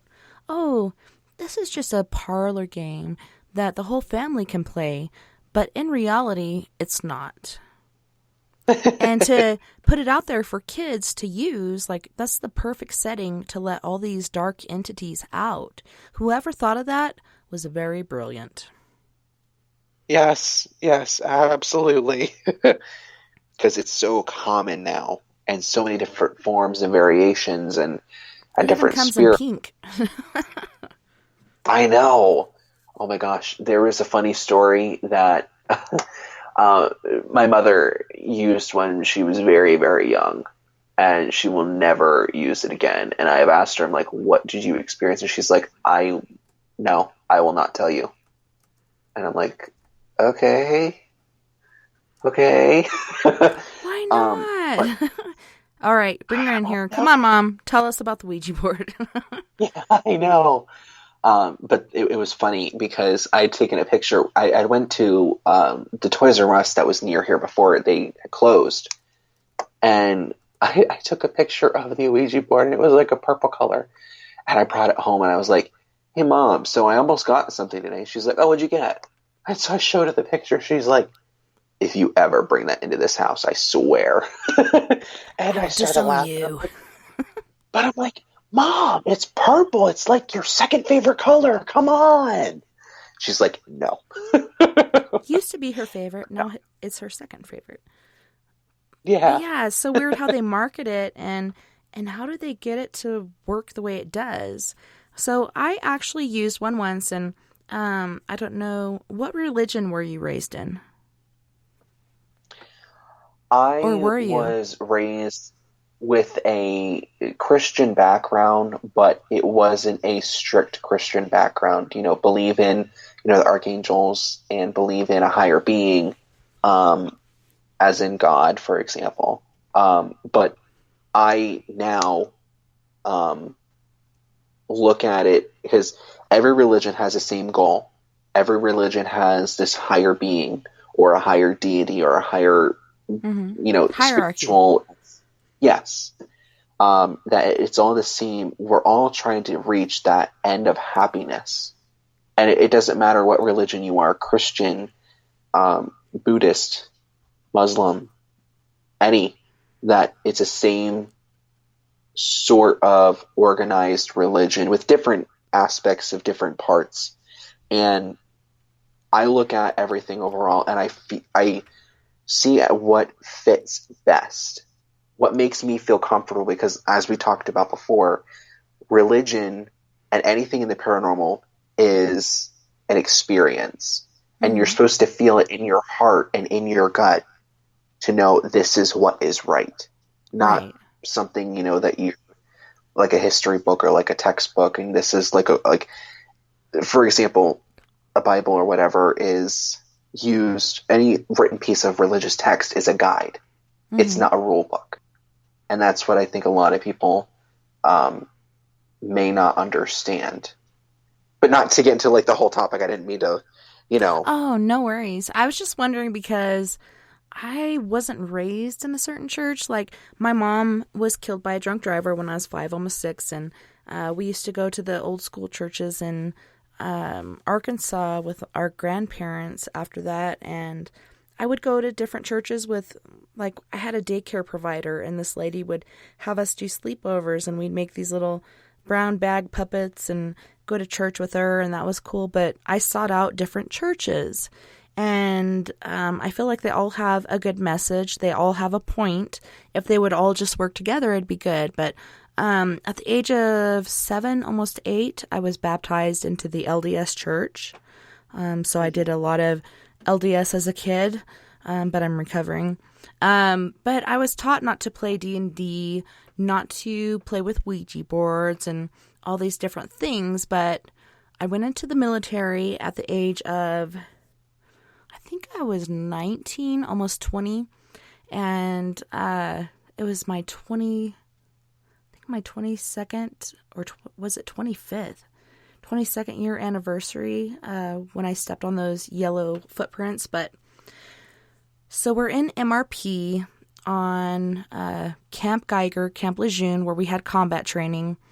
And this fellow, his last name, he was Private Black, had been doing some reconnaissance and laid down in the road, and a tank actually ran over him and he died. But he had a Ouija board, and it got passed from the male MRP platoon to our platoon, and we kind of went back and forth. And I'd watch these people playing with it, and they're like, come on, Tess, you want to play on it? And I'm just like, no, but I'll watch. And then I was like, okay, I'll try, because I really wanted to talk to my mom. I'd only seen her once since she died in a dream. My sister saw her physically, and they actually had a lengthy conversation, but I was just like missing her and wanting to talk to her. And so I try to use it, and I'm like, hey, can I talk to my mom? Her name's Marlene. And it said no. And I'm like, well, F you then. I'm going to go hit the head and take a shower and whatever. I'm not using this thing. And I come back out. Everybody's gone away from the Ouija board, but it's right there on my rack. So I'm like, okay, well, let's see if it changed its mood or attitude or whatever. So I get on there, and it starts moving really, really slow, and it goes to G or T. Tell Gary, Greg, Kathy, John, and then my dad's name is John too. Let them know I'm okay. And as it goes on, it's going faster and faster and faster. Let them know I'm okay. Everything's okay. And I love them, and everything's going to be okay. And then I asked her different things like, are you with me? And she's like, I'm always with you, which gives me the point of omnipresence. You can be in different places at one time. She can fly. She can be anywhere she wants, anytime she wants, and all these really cool things that she's telling me. And the weird thing was, my platoon mates were trying to get my attention. So they're like tapping me and shaking me and grabbing me, and they're yelling my name, and I don't hear anything. So that's one rule that a lot of people don't know. Don't ever use a Ouija board alone, because it will like suck you in. Also, make sure you close it out. If you do ever use one, always close it out. Close out the session. A lot of people run away and don't realize what harmful effect they're having. But I called my dad the next day, and I let him know what happened. I was so excited, and he's like, sis, that's really cool and stuff, but, that could be another spirit trying to fool you and feed you falsehoods and make you think it's your mom to gain your trust. So after that, I didn't use it again. And even my mentor, she used a Ouija board like a cell phone. And she's like, hey, you want to come over and do the Ouija board with us tonight? And I'm like, no, I'm all good, but I'll film it. And she's like, no, that's okay. I would have liked to see it. And even her Ouija board, she'd be in the shower and she'd hear this noise in the living room and come out, and the drawer was open and the Ouija board's poking out. Like, that is insanity to me. Like, there is obviously something there. Yeah. And I wonder, too, did it have anything to do with her cancer? Because different negative things can come through, and you want to trust them, and then they're just toxifying you in one way or another. Yeah, I mean, to me, that makes sense, is because when you're so, especially when it comes to this sort of thing, it can really engulf you. And especially if you're trying to find answers to something that may be impossible, but you continuously keep looking, and in your subconscious mind, you may not ever get it, but it doesn't, like, it's a psychological, not mess, but it's basically, it screws your mind to think, oh my gosh, there's still hope. I'm going to get answers, but you could be opening yourself up, and that's where the negative attachments or negative beings can come through to, enter your life and disguise themselves as whatever it may be, whatever hope that you're looking for, whoever you're trying to communicate, when, and it can cause physical illness. That's why a lot of times you hear about the psychics, you have to ground yourself, you have to do this and you have to do that, because if you continuously take on other people's energy, it really will in a way suppress, but also put you in a state to where it's like a drug, to where you need to keep doing it, you need to keep doing it, you need to keep doing it. And it may be so much that it's energy that does not serve you, that's continuously, it's like how we talked about in the first half, that like mudding. It's that energy that's like keeps being put on you, and it's basically all that mud is going to keep piling up until eventually it reaches that 6-foot point, and then before you know it, you're gone. So it's a good, interesting concept. And some people say, well, using a Ouija board is just like using dowsing rods or an ovulus or all these other tools we use. Dowsing rods because you're allowing something to take control of the rods, not really your hands, but I mean, they're saying using these different things is the same thing, which I really kind of don't agree with. I know, they're manipulating the copper wire to go around or back and forth, open or closed for yes and no, and different things like that, not really taking control of you, but the rods, which are able to conduct energy very easily, just like gold, but copper is obviously much cheaper. Right. But I don't know if I necessarily believe that using these different tools is the same thing. But people do get addicted to recording EVPs too. They'll watch a show and then they'll start recording in their own house and they'll do it every day constantly, just trying to find some answers. And so that's where it's important, like groups like yours come in and help them out with this and try to get them off that, because it is very addicting. Mm-hmm. It becomes, like I said, that it's like a drug. It's like, it's an addiction. It's an obsession. And you're finding something that may not be there, but eventually you're going to be like, oh my gosh, there actually is something there. And so you continuously build up on it. And then you don't know what it could end up being at the end. So, now I don't normally like to do this on air with different shows. I'm seeing a woman who has it reminds me of like a bob haircut, but her hair is shorter to where it's kind of like on her shoulders, but maybe just, it's not like ends at her shoulders. It's a little longer. Dark hair, beautiful eyes. Okay, so I'm going to turn on my Skype camera really quick because I think that's my mom. And if I turn on my camera, I look a lot like her, even though the camera on this computer sucks. But does she look anything like me? Kind of, yes. A lot of the same facial features. This woman, eyes. I don't know. She's, the eyes are vibrant. It's yes. Yes, she's thin, which is... She's skinny as a beanpole, even after having 5 kids. Yep. She is standing there, and she's okay.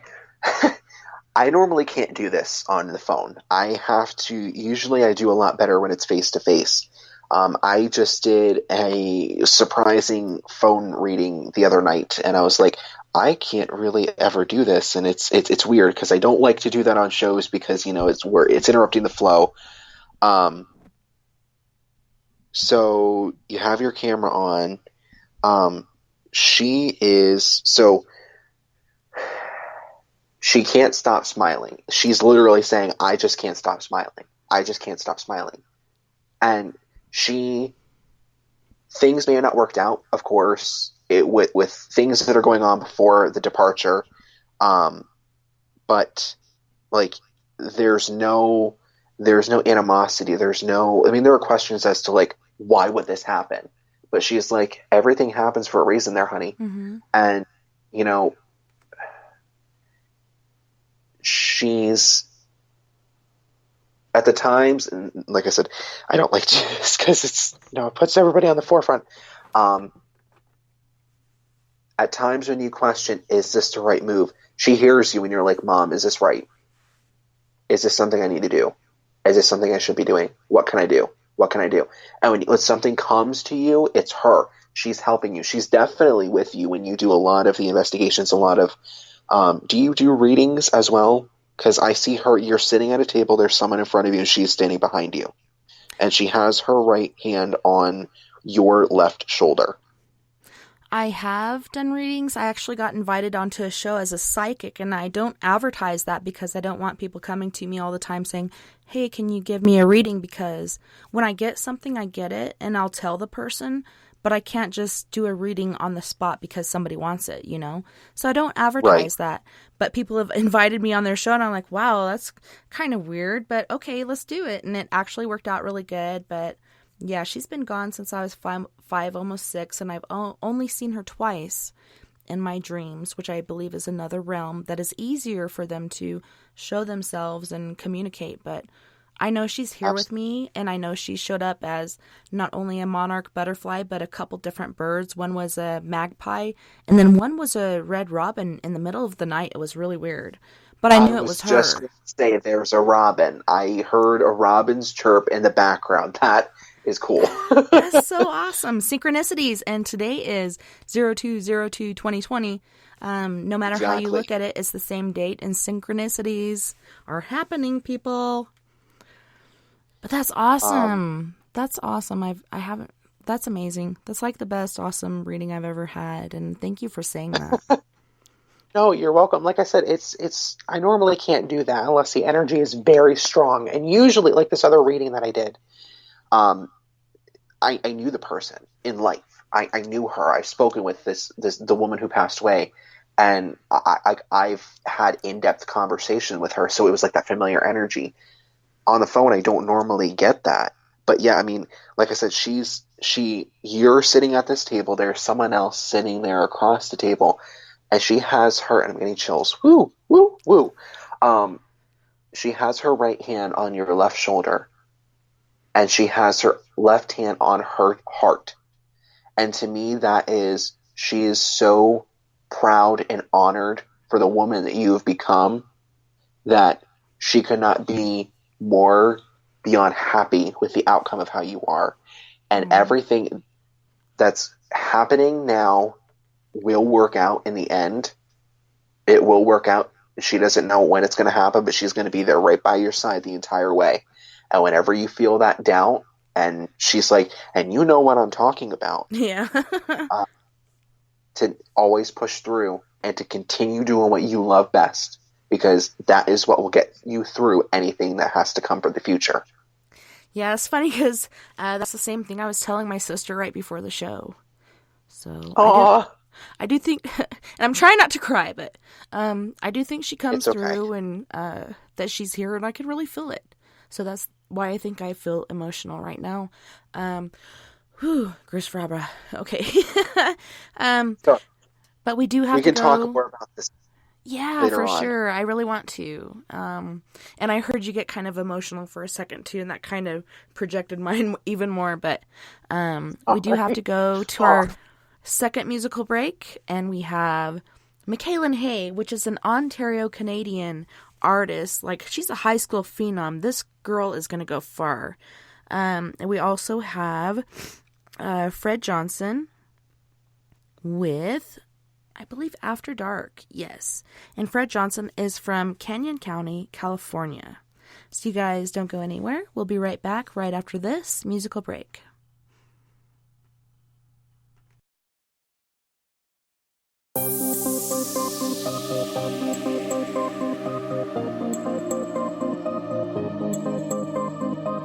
Your troubled heart bleeds like a river. It's rushing towards fields painted greener. It doesn't see the demons behind, praying you're getting close to the line, so they can get their hands on love and trade it off for silver. The curtain's nice, but what it hides is worse than sticks and stones.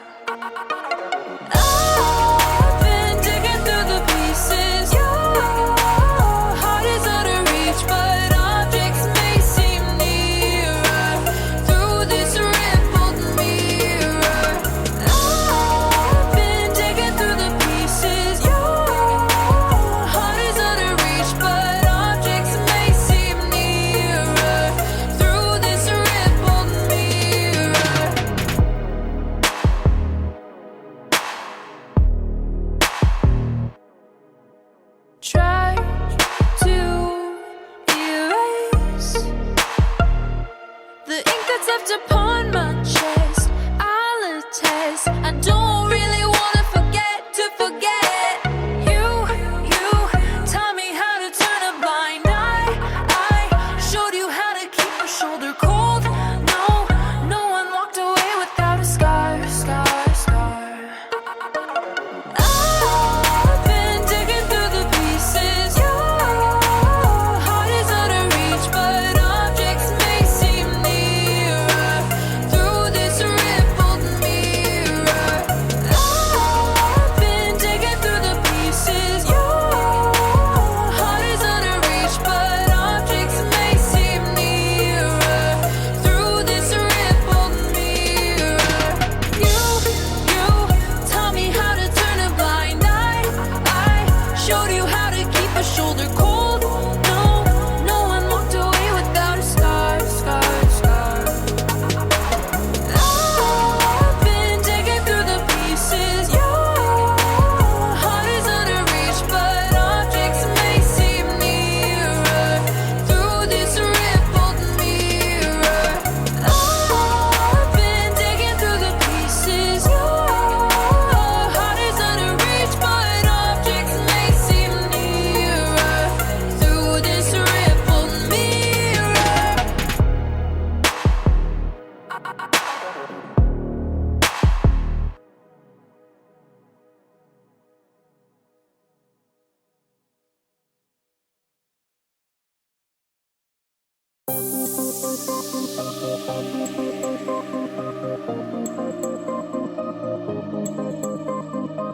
Your troubled heart bleeds like a river. It's rushing towards fields painted greener. It doesn't see the demons behind, praying you're getting close to the line, so they can get their hands on love and trade it off for silver. The curtain's nice, but what it hides is worse than sticks and stones. Before you climb the fence tonight, look through the microscope. Better the devil you know. Better the devil you know. Better the devil you know. Better the devil you know. Your nervous spine is crawling with shivers. You're standing right in the eye of a blizzard. You're inches from a shelter, so near to warmth of a home in a chandelier, shining down its light on love, wishing you'd be closer. The curtain's nice, but what it hides is worse than sticks and stones. Before you climb the fence tonight, look through the microscope. Better the devil you know. Better the devil you know. Better the devil you know. Better the devil you know.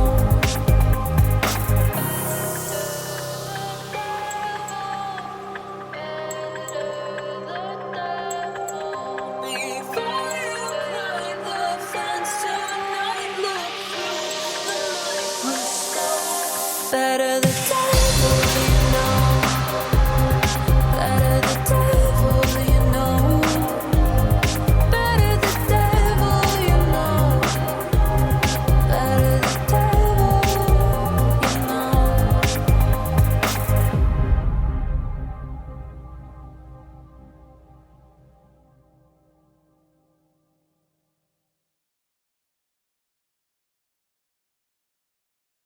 Talking on pins and needles, every word through a microscope.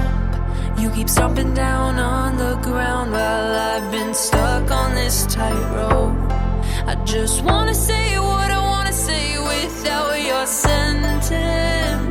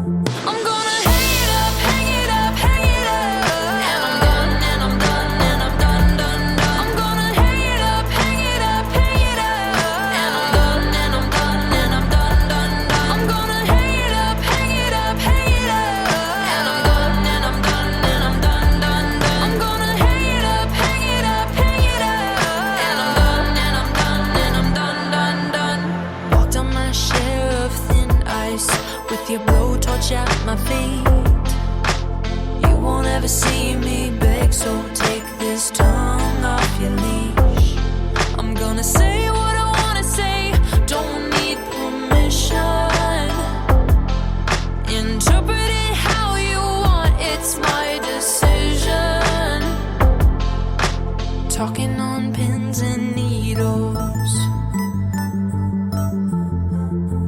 talking on pins and needles.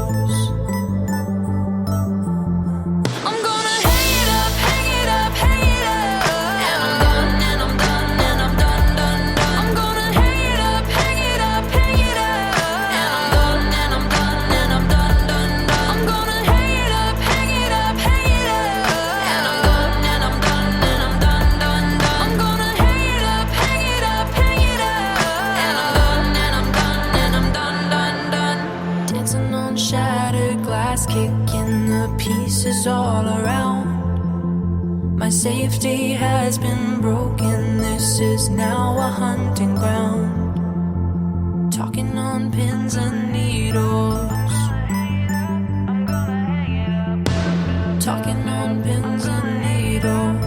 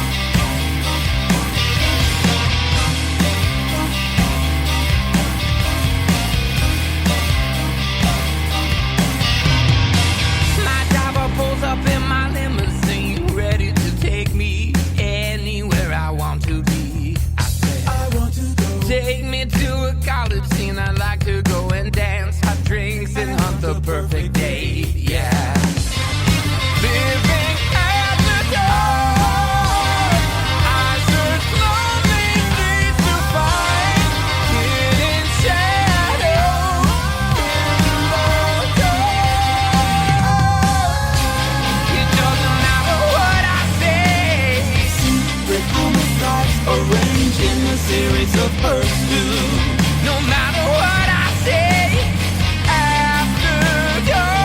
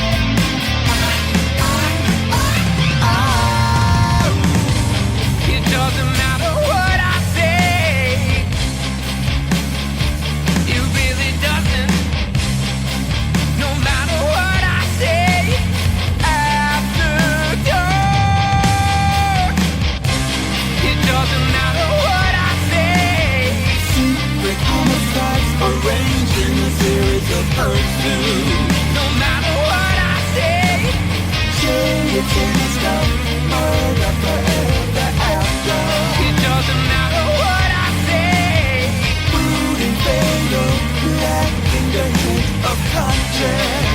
No matter what I say, after dark.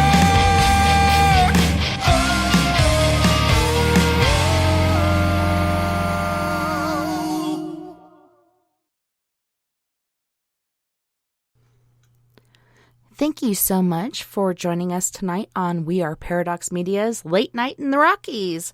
Tonight we have Mr. John Covey on, and oh my goodness, it's like we know each other, but we really don't. But circles and past lives, and who knows, perhaps we knew each other before. But I'm so glad you're here, and I know people on Periscope can hear what we're saying on break, but people over here on Spreaker are like just listening to the tunes and such. But it's been very amazing, and I'm so grateful for you and what you do. Oh, well, thank you. Thank you very much. And like I said before, I'm very happy and excited to be able to do the show tonight. It's definitely, I told you before the show that this is the first show I've done as the interviewee in like 6 to 8 months. So this is very fun. Yeah, it's good to be on the other side where you can just kind of lean back and share your experiences, and I love that. Yeah, I mean, hosting the radio network with what I do, you oftentimes are working behind the scenes so much that you're just like, okay, is everything running smoothly? Okay, and you're focusing on that you don't ever get the chance to go out and do shows yourself. So this is a nice little break. It is, and I'm so very excited because I've been having really crazy paratechnical issues, and generally Sundays are so bad, like the Wi-Fi is pinging and different things are happening, so the show is buffering. So I'm like, okay, hold on a second. I'll tell you when to speak again. Hold that thought, and then, okay, go. But tonight, knock on wood, none of that has happened so far, except for on Periscope. But over here on Spreaker is most important because that goes to so many different places like iHeartRadio and Apple Podcasts, Google Podcasts, Podcast Addict, so many different places. But I'm so excited. Like, it's so weird. I would think that Saturday would be really bogged down with people playing their World of Tanks or doing other things, and Sundays would seem calmer, but Sundays always really act up. But tonight it hasn't, and I think it's for a reason. Like you said, everything happens for a reason, and I believe that wholeheartedly. I had an old boss that was like, really? You believe that? And I'm like, yeah, I do. Like, my mom was killed by a drunk driver. Had that not happened, I might right now be in Arkansas, married to a really abusive guy and not being happy. But I'm here, and I have 4 kids, and I'm doing what I love, and I'm so grateful for it, and I'm meeting so many awesome people like yourself, Mr. John Covey. Aw. I'm just so happy. I am too. And excited. So, what is the most mind-blowing investigation you've ever gone on? Oh, wow.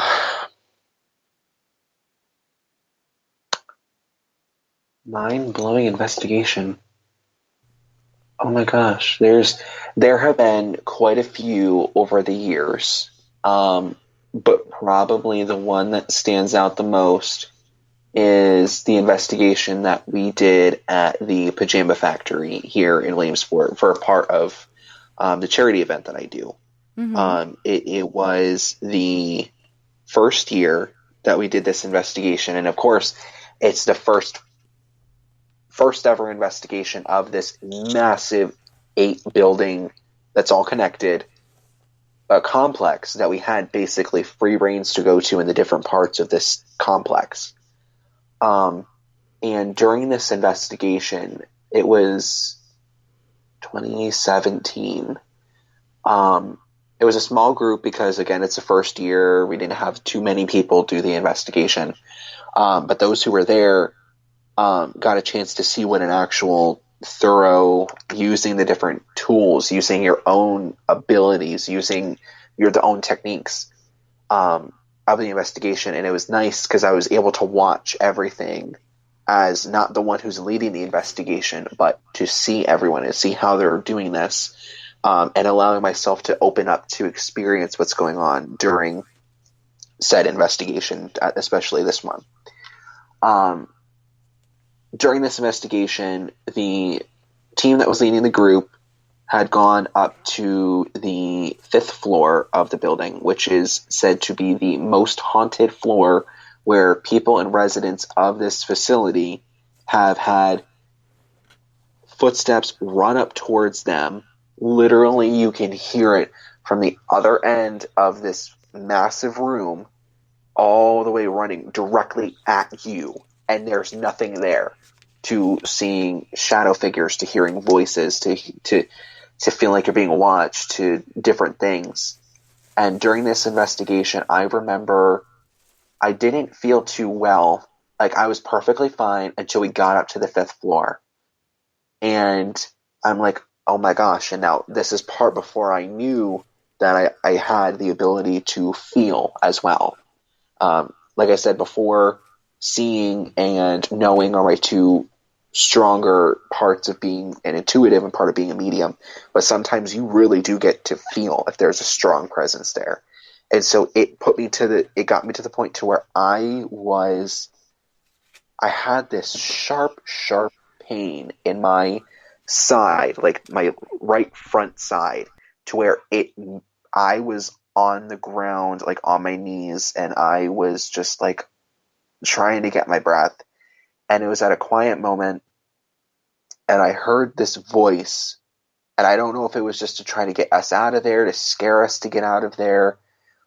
This investigation was going on, the spirit box was running, but this voice, I clearly remember my eyes were closed, but I was still able to see what was going on in the room. And for those who are able to be clairvoyant, you'll understand that you can close your eyes and still know, okay, what's going on in the room, who is where, based off of the energy that you're feeling. Yeah, it can really be hard sometimes when you get that. Like, you're trying to go to sleep and you see these things through your eyelids. Even though you have your eyes closed, you can still see it. I don't know if it's the energy or what, but continue with what you were saying. I'm sorry. No, you're totally fine. But yeah, like you said, it is hard, because sometimes you're just like, okay, like that's why a lot of times you see people turn towards, like, if their bed's up against a wall, because the wall's blank. There's nothing really else to see except for a blank wall. I always end up falling asleep the best when I'm staring at a blank wall. But for this investigation, my eyes are shut. I'm on my knees, and I'm holding my side, and I'm trying to just be quiet because I'm not trying to interrupt the investigation, and there's nothing coming through the spirit box. But in my right ear, I hear demon. And when I heard that, I have never heard anything like that before. Now, was it in a growling voice, or was it a regular voice? It was a regular voice, which is why I think it was not an inhuman entity or what have you. I think it was someone who didn't want us there, that tried to scare us to leave. And knowing that I was able to hear and understand and feel and see them, that I was the perfect one to go and be like, okay, you're going to be the one, because I made you feel weak because you're dealing with pain right now, that it'll make sense if I say that. So I'm going to say the word demon in your right ear, and you guys are going to go away. And lo and behold, it worked. I was like, okay, we're done. So I was like, because, there were teenagers on the investigation too. And God forbid if there was something of such inhumanity there, that I was like, I'm not putting anyone at risk. This is done. So we stopped the investigation, and we all came down. We had a break. And then the next day, the energy was just still, it wasn't off. It was just strange, because everybody else experienced different things of the same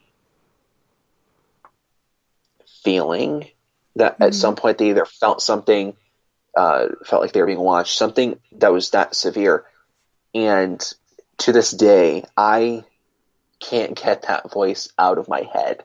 And it seems something like it's something so not innocent, but it's something so small. Like you hear like, I was on this investigation and oh my gosh, all the cupboards flew open and this glass was thrown against the wall and we got like this amazing full-body apparition. It's sometimes the smaller investigations that make the most impact on our lives and it changes us as not only a person and an investigator, but it changes us to know like what could be out there and to how to handle something if something were to come up. Because it's that fight or flight sort of thing. That, are you strong enough and have your faith enough in order to go and, you know, continue on, or is it, you know, you'll go away? So, I mean, even going back to that, I'm still kind of feeling that pain. That's weird. Ooh. Yeah, it's weird how that happens. And I know people right now are hearing me flick my Bic, but I'm lighting sage because, like I said before, we have paratechnical issues going on. So I'm saging my studio again. I did it before the show, so I've learned from the past, and I know that I do need to protect my area because people, especially on Periscope, will see something, an entity behind me, sometimes more than one. So I'm just, you know, anything dark or evil of ill intent must leave. Only love and light can stay. And white sage is good. You can even use desert sage, and there's so many different sages and things that you can use. As long as you have faith in it, it really works. My husband hates the smell of sage. So I'm like, okay, Evil Vern, you know, if you gotta leave, go ahead, but you better stay here because I might have to evict you from this property. Because if you can't handle sage, I don't know. Palo Santo really does have a better smell, but sage works so well. I love Palo Santo so much. I use that a lot of times when I do my aura cleansings for my readings for people. I use Palo Santo usually to start to remove any negative energy or any toxic energy that's no longer serving them or the space. And then behind that, I do sweetgrass because the sweetgrass has a sweet smell. It creates that positive ions and it releases that positive energy into the air. And it's really good, like, when you're in, like, Arkansas or the East over there, sweetgrass is a really big thing. Like, over here in Colorado, people don't really talk about it because I don't think it really exists here. So we use sage, desert sage. I like the silver or white sage. Works really good. But Palo Santo, I don't even have to burn it. I can just smell it if I'm having anxiety. Yeah. And it relieves it. It's so amazing. But it's really sad that this wood is actually almost extinct. I think because we're using it so much and it's so ancient, but it is so amazing. What do we do? How do we recreate it? Can we do it genetically? I even want to think about that. I think what we need to do is we need to go and get the seeds and we just need to like mass produce and save, you know, the Palo Santo. That's a good idea. Next movement. Let's go. I'm going to try to find some Palo Santo seeds and see if it grows here. I don't know if it would live because winters here are pretty harsh. For a while, they were really mild after the whole Fukushima earthquake and stuff happened. Winters have been weird, and I even had my brother that I didn't see over 30 years due to my mom dying. My older siblings went with their dad. Me and my little brother went with ours, and we were kind of separated, except for Kathy and Greg would come and visit often. Gary, I didn't see for 30 years, and the only way to get him out here was to buy him an airplane ticket. And I'm like, man, you're going to have a white winter and all this other stuff. It was just brown plains and dried out mountains, and it was really not really Christmassy like I hoped it would be, but it was so good to see him. And it was amazing, like, how genetics work. Like, we had been separated for 30 years, but it was so amazing, and I must say, intriguing, the things we had in common. It really blew my mind. Mm-hmm. I'm like, we have not seen or talked to each other in 30 years, and we have so much in common.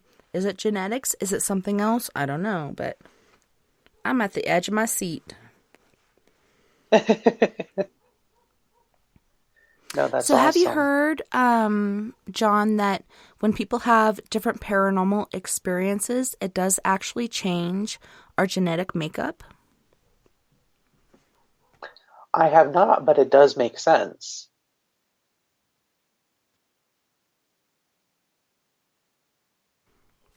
Yeah, it's really odd. Not only that, but there was these twin brothers, and they put one into space, left one on Earth, and then they compared how space affects us. And it actually not only made him skinnier and shorter, so on and so forth, it also changed his genetic makeup. So imagine what his family's going to be like in the future. Hmm. So we talk about the paranormal umbrella, and a lot of things like cryptids, UFOs, aliens are underneath that umbrella. Have you had any alien or cryptid experience? Believe it or not, I have not.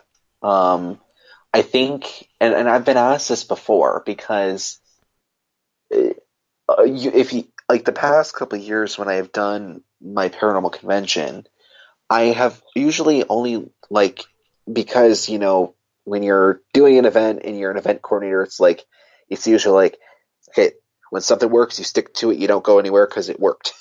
And so the first year, I had a bunch of the like mediums, a bunch of paranormal ghost spirit investigators that I'm like down the road for the third year. It was asked like, why don't you have anybody from like teaching ufology or anything like that? And I'm like, oh my God, I really never even thought about that. Like, I should have. Hello, it's all part of it. And I think a lot of it is that because the work that I do with the mediumship abilities, it's so much so that I'm focused on connecting with the other sides, connecting with the spirits, connecting with that once living beings, that I've never opened up myself to experience something, with the ufology, with the cryptid. So, I mean, I hope to in the future. It's going to be, when it first happens, it's going to be like, oh my God, what the fuck is that? But then it's going to be like, it's going to be like, oh wow, like I just had my first non-spirit experience. You know what I mean? Yeah, you're just like, holy shnikes. So we talked about alien, cryptid. You haven't had that. And I gotta say, hey, Chuck Bam. Chuck Bam just came into the chat room. But have you ever had any demonic cases? And what do you do when you go into that? Like, I'm really afraid. And I tread lightly. And I do what I can.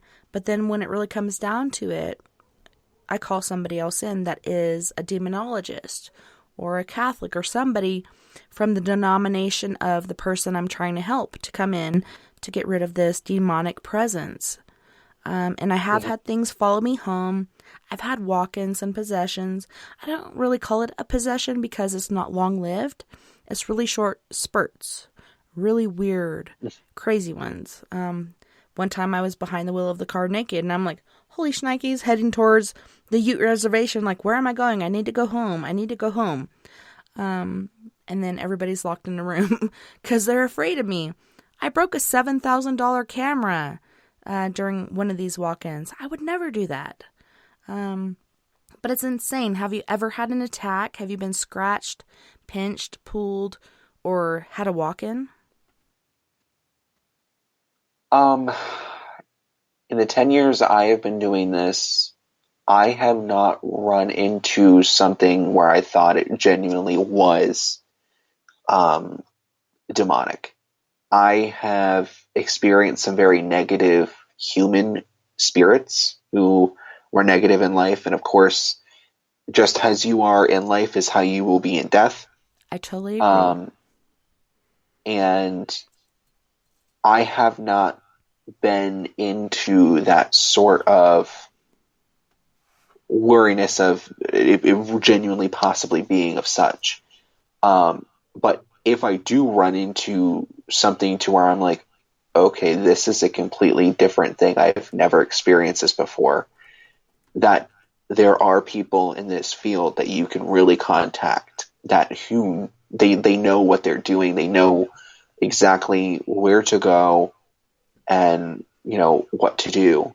And as you said, you will contact them, because this is one thing that people need to get into their head, is that we're not know-it-alls. There are some things that we do not know how to handle in life. There's no expert out there ever. Exactly. You see on shows, and again, entertainment purposes only. There is the thing where it lists their name, the subtitle, it will list their name, and it'll say paranormal expert. No. There's no such thing. There are no experts. When it comes to something spiritual like this, there are no experts. But, as you said, if you do not know how to handle something, it's not an ego trip. And I say ego trip because people oftentimes take it as, oh, well, they called me in to do this sort of thing, and if I get somebody else involved, then it tests my my knowingness and my this or my that. It's so far beyond that. You're there to help the client who's genuinely experiencing this. You're not experiencing it on a day-to-day basis like they may be. And so for you to do something and to get yourself into attempt to help or what have you in a manner that can't work, that you're not only putting the client in jeopardy, you're putting yourself in jeopardy, because you don't know what exactly that might be. You don't know if it's a demon, if it's this or if it's that, or you just don't know.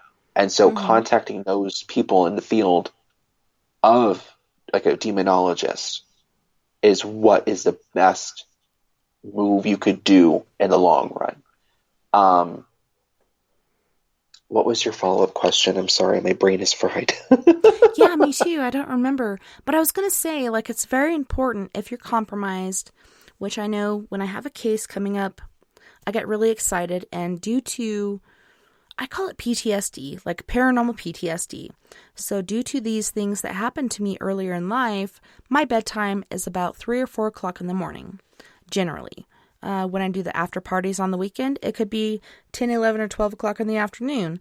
But I have issues getting to sleep. And since October, which is when the veil kind of fell down, this Halloween, I swear to God, John, there were so many spirits. I was amazed. I had never been surrounded by so many spirits. My mind was blown, and we had a guy there that was a skeptic, and he went out with a FLIR camera. I went out with a night vision monocular, not binoculars because I can't afford it, but a monocular, and I'm seeing this little Native American girl, and then I see a boy in the back that is a white boy, and he's from like the mid 1800s, and then I see a man behind him, and then I look over where Charlie the plumber is looking, and I see 3 members of a Civil War brigade, basically. And then I see a few guys kind of crawling through the grass, and I'm just like, my mind is blown.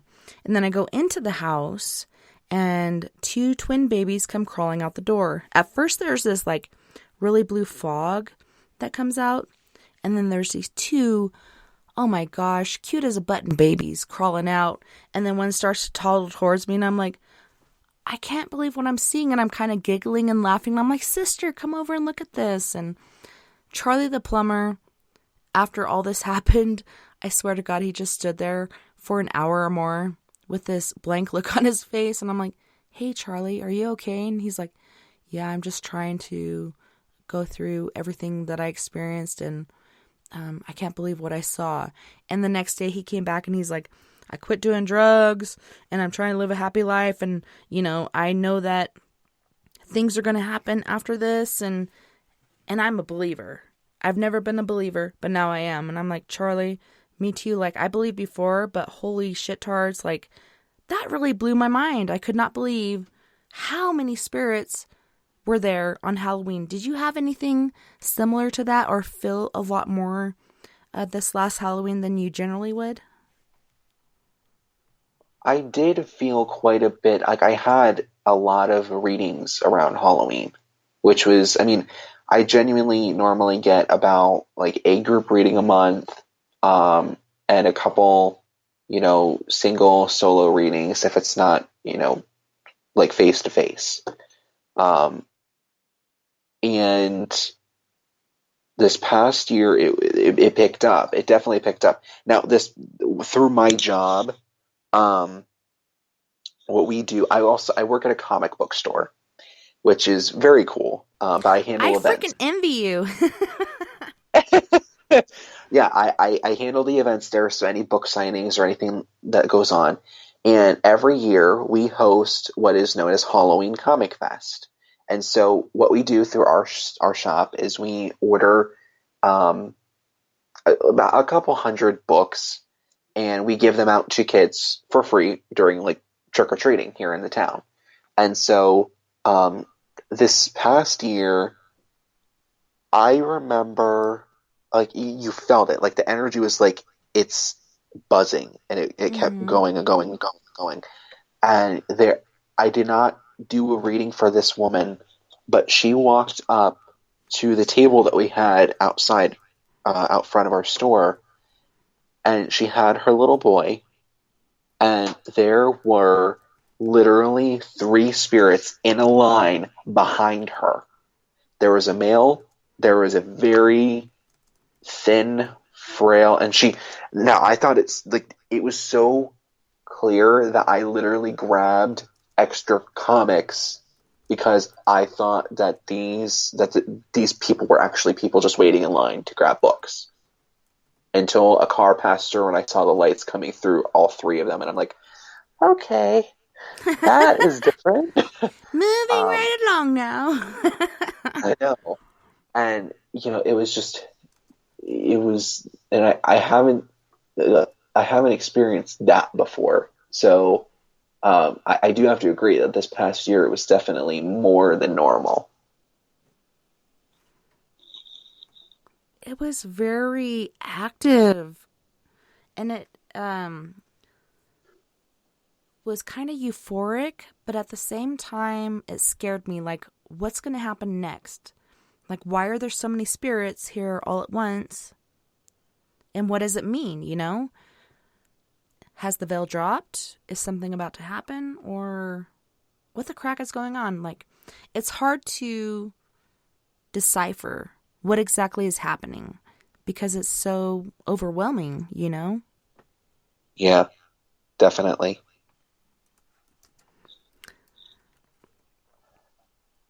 Okay, so we're at our last 18 minutes. Is there a case that you've worked on or different things like that you would like to cover during this time that I have not asked you about? A lot of the cases that we do is now, especially, is more residential, and it's confidential, so I can't really, say that on air. Like the ones that I'd mentioned before, like they've because of different shows I've been on before, they've signed that I can talk about it. But yeah, a lot of the most recent ones, because some of them, there is a case that I've been working on since the beginning of 2018, that it's been ongoing. It's developed more to where, how do I want to put it, not the psychological, but the dynamics of the household is affecting the family in a negative manner, and is in result making themselves be more vulnerable to something coming in, and something did come in, and we had to do like a house clearing and all that, but I can't get the specifics of that because it's still an ongoing case. And that's something that I guess many people may or may not know about, is that when you go in and you investigate different locations, or you do residential cases in specific, once you meet a client and you are, like, they are your clientele, they are your clientele for life. Yeah, and they're kind of like family. Yeah, because and this goes back to what we talked about before, is that they open up their home, they open up their trust to you because they don't understand what's going on, but you understand it in a way that could help them in the long run. So they hold that trust in you, that you create that bond, that, you know, it's always good. There are some cases, and there's especially one where I did a reading for the mom or the woman in the household. I don't remember. This was years and years and years ago. That did the reading, picked up on her relatives and her friend who had tragically passed away. Mm-hmm. And we talked over some things, and I mean, that was about a 6-month case.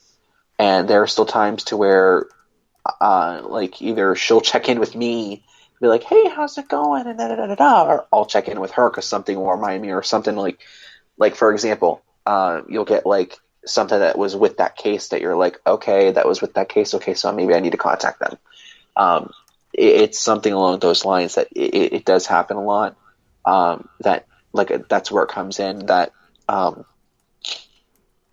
sorry, I feel the sneeze coming on, but I don't think I'm going to have it.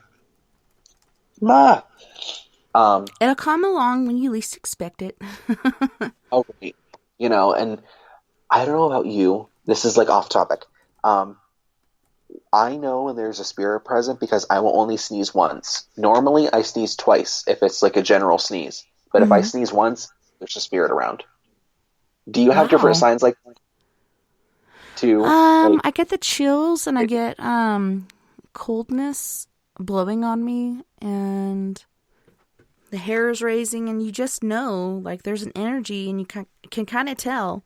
So when I first pulled up to this house, I'm like, this is home. Little did I know that a guy named John, weird enough, passed away here from emphysema. But he's a really cool old guy, like, very peaceful, doesn't really wreak any havoc. He has played a couple pranks, trying to keep things fun, but it's kind of like, because we have gifts, like I, my husband, and my kids, we're like a beacon. So different things come in. They could be good and non-threatening, or they could be really bad and attack our animals, our kids, whatever. Mostly the animals, because they have that different thing going on within their eyes where they can see things that we don't. I might see them, like a little orb flying around and my cat going crazy. Or I might not see anything, and my animals are just acting up and acting really weird. Gilly, she lived to be almost 20 years old. She was a boxer Akita pit. But my kids saw her, and we also have a Mastiff, lift up to the ceiling and then dropped. And then Gilly was shoved into a shelf. And then again, she was shoved into the toilet. And my daughter, Nova, came in and found her. And she's like, Mom, come in here. I didn't hear anything. Like, generally, any slight noise I hear, I'll wake up. It's the military part of me. Light switch, I'm awake. I didn't hear it because I don't think it wanted me to. And she's trying to pull Gilly out of the toilet. Something is trying to drown Gilly in the toilet. And so she's calling Davy Joe in, which is her cousin. They're a month apart. She's like, Joe, come in here, help me. I can't get her out. So they're both pulling with all their might. What the hell is shoving her in the toilet so hard they can't get her out? And all of a sudden it releases and Gilly kind of flies across the bathroom. But she didn't die. She was all good. She was a little traumatized after that. But I think it's because they can see what we can't, and they can warn us about it, and they don't want that. Like when you and I go into a case, we're trying to help somebody, something might follow us home to try to keep us from going back. It wants to scare us away, but we're not. We'll go back anyways because we're just kind of a glutton for punishment. But it's really odd how that stuff works, and why does it do that? Yeah. Fear. Oh. But yeah, I mean, yeah, it's definitely unique. It's definitely, like, there are different things that happen, and it causes so much different things, and especially animals are so affected because they have a higher, like, it's almost like they're at a higher frequency than we are, even as intuitives, is that just seeing and feeling and knowing, and it's like whenever like somebody, like a dog, for example, like their hair stands up when somebody comes in your house that's, not necessarily a stranger, them or whatever, but it's like they hate, like they growl at them and they just don't like them. Like there's just something that they get from them, that either it's, PTSD from the dog or whoever, or just there's something energy wise that it's just that they don't like it, because like they get into that protecting mode, that it's really interesting. Yeah, and it's to the point where sometimes they get so sick because of all these attacks. When you get anxiety, you can't eat. So this animal can't eat or drink. And so it's being taken away from that. And then you also have these supernatural assaults. And sometimes animals do die from that. Luckily, I haven't had that happen, but I've known people who have. And it's really kind of discouraging. Like, these are innocent animals. They shouldn't go through that, but they're trying to protect us because we are what helps them to live and survive. We feed them, we love them, and they love us and feed us with that positive energy. But it's just kind of amazing how that stuff really does happen.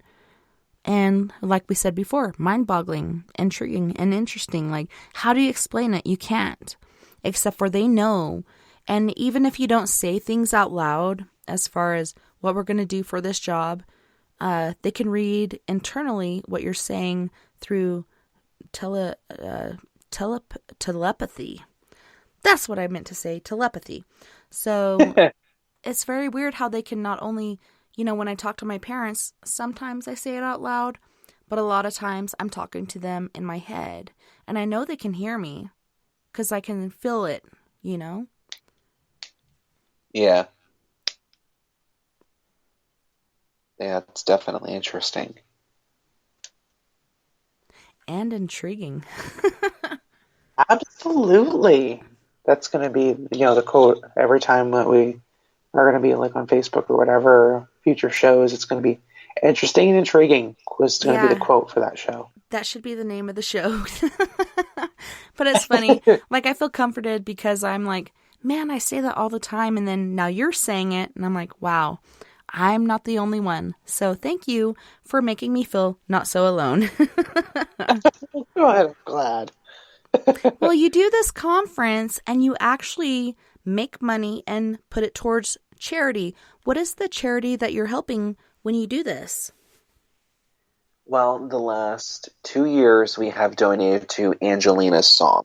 It's a local charity that was started in honor of the parents' daughter who had passed away from cancer. And so they created this fund because her daughter loved music so much, to provide grants to children's hospitals for music therapy for kids who are experiencing either terminal illnesses or who also have pancreatic cancer or pediatric cancer. That way, it provides those grants for musical instruments, for different things that help comfort them and make them feel happy, because, music is the only language that connects all beings on this planet and in this, vast universe. It's like a universal language. Absolutely. And so that is why they created that, and that's why I thought it was a perfect fit, because we all come from different backgrounds. We all come from different circumstances in life that affect us in different manners. And we all come together to raise funds for those who won't be able to experience life and the lessons in life that we have, but to know that we can connect with them in a language that they will understand, and a lesson to know that no matter what may happen in life, there's always going to be something positive and that will make you smile. And that is why we have donated to them the past 2 years. But yeah, everything that we do for this event is a charity event. We make no money. We don't take any profits from it. We donate as much as we can for these events, and the guests who come are in it to also help us all along the journey, and who understand the vision that we have, and follow the same path that we do, that, you know, music is that universal language. So we're very excited. The 4th year is coming up in October, so we're very excited for it. It's so important, and I know when I went to boot camp, I missed my family, I missed so many things. The one thing I missed the most was music, and I actually had to go to the medical hospital, and on the way I was on a bus, and this bus driver was so smart. He'd turn on the music, but he'd turn it on so quietly that everybody would quit talking, and they'd focus in on that music, because it's like medicine. It's so good for us, and we do have cadence and other things like that we do, you know, Tarzan and Jane swinging through a tree, different things like that, but it's not the same as hearing music. And so we'd be so quiet and reverent, just trying to hear that. It was kind of like the still small voice of the Holy Spirit, but it was the still small voice of the music playing through the speakers, and you're just like trying to be so quiet and listen to it, and you're just like, I miss that so much. And you didn't realize it till you heard it, but it was just, it really kind of fulfilled me again. It kind of replenished me to a certain point. I couldn't explain it, but it was amazing. Music is amazing, and like I said before, it's a universal language. Everybody understands music. Absolutely. And last night was kind of weird. I have a native drum in here that a friend gave me, and it's made out of a log. It's a hollowed out log, and it's got some hide on the top of it. And somebody heard somebody beating on it last night, and that was interesting too. I couldn't hear it, but they could through my mic. But it really blew my mind. It was interesting and intriguing, I must say. But it really was. I was like, wow, you hear that? So I wonder, like, who made it and what energy came off of it to create that. Huh. I don't know. Yeah, that's definitely cool. Yeah. So we're in our last 4 minutes. Can you tell our listeners where to find you? Do you have certain channels and places they can come and see your work and what you do? Well, I would like to talk about just briefly some events that you'll be able to actually meet me. And if you'd like, you can get a reading from me. I will be at the Psychic Kids, The Journey Begins event that's going to be in Martinsburg, West Virginia. You'll see myself, my mother, Debbie, Howie O'Dell and Kat Gagnon from the Orion Effect on the Rift Network, Jack Hanna and Carly Hall. You've seen them on the Travel Channel, and many other fantastic readers. Jack Hanna. He's my friend. Aw. And in addition to that event, that's going to be in March 23rd. 6 out in my head. It's 1 a.m. here, so bear with me. No worries. March 23rd, Martinsburg, West Virginia. There is that event. And the next paranormal event that I have going on is the Strasbourg Paravation event. It's a 2-day event happening April 25th to the 26th. You'll see myself and, again, Howie and Kat and my mother from the Rift. Jack Kenna will also be there, Carly Hall, Rick Hayes, Susan Shepard, amazing individuals. And it's the Paravation is tying history to the preservation of the Heater House, which is a very historic colonial home that was built in the 1700s. That's in Strasbourg, Virginia. That's a 2-day event. If you'd like to check out any of those events, if you're on the East Coast or you would just like to know more about the event to help support it, feel free to shoot me a message on Facebook, just my name, John Covey, on Facebook, or you can reach out to my event, the Central Paranormal Convention, on Facebook as well. If you'd like to email me, it's jips.pa@gmail.com. And if you'd like to schedule a reading, just go ahead and contact me anywhere, and we'll work out some details there. Well, I just want to thank you so much again for being my guest tonight, John. I'm so glad we found each other, and I think there was a reason for it. But thank you so much for joining us on Late Night in the Rockies. It was really an honorable and extreme pleasure for me, I must say. I cannot even thank God enough for you coming into my life. Well, absolutely, and thank you so much for allowing me to connect with your mom and to share those messages with you while on air and while on the break. It was very nice. She's a very nice woman, and you definitely have your hands full, and you'll know what I mean by that. So, yeah.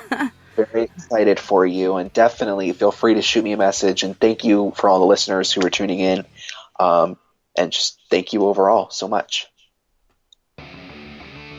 And I just want to say thank you to all of our friends on We Are Paradox Media's Facebook, Spreaker, Twitter, Periscope, iHeartRadio, and wherever else you may be listening tonight beyond the Omniverse. I had a wonderful time this evening, and I can't wait to do it again next weekend when we have Mr. Kenny Irish and Angel Ray of New York Bigfoot Paranormal, basically New York Bigfoot Research Society, I believe it is. Oh my goodness. Another mental vomit going on. And then we have Mr. James Moses on Sunday night. So you guys don't forget, we're all in this together. Together we can make the world a little better. And together, my friends, we are Paradox Media, because without you, there is no us. Join us on Skype under tessa.n.thomas30 or call 1970-335-9596. Trying to rush because I only have 3 seconds. Until next time.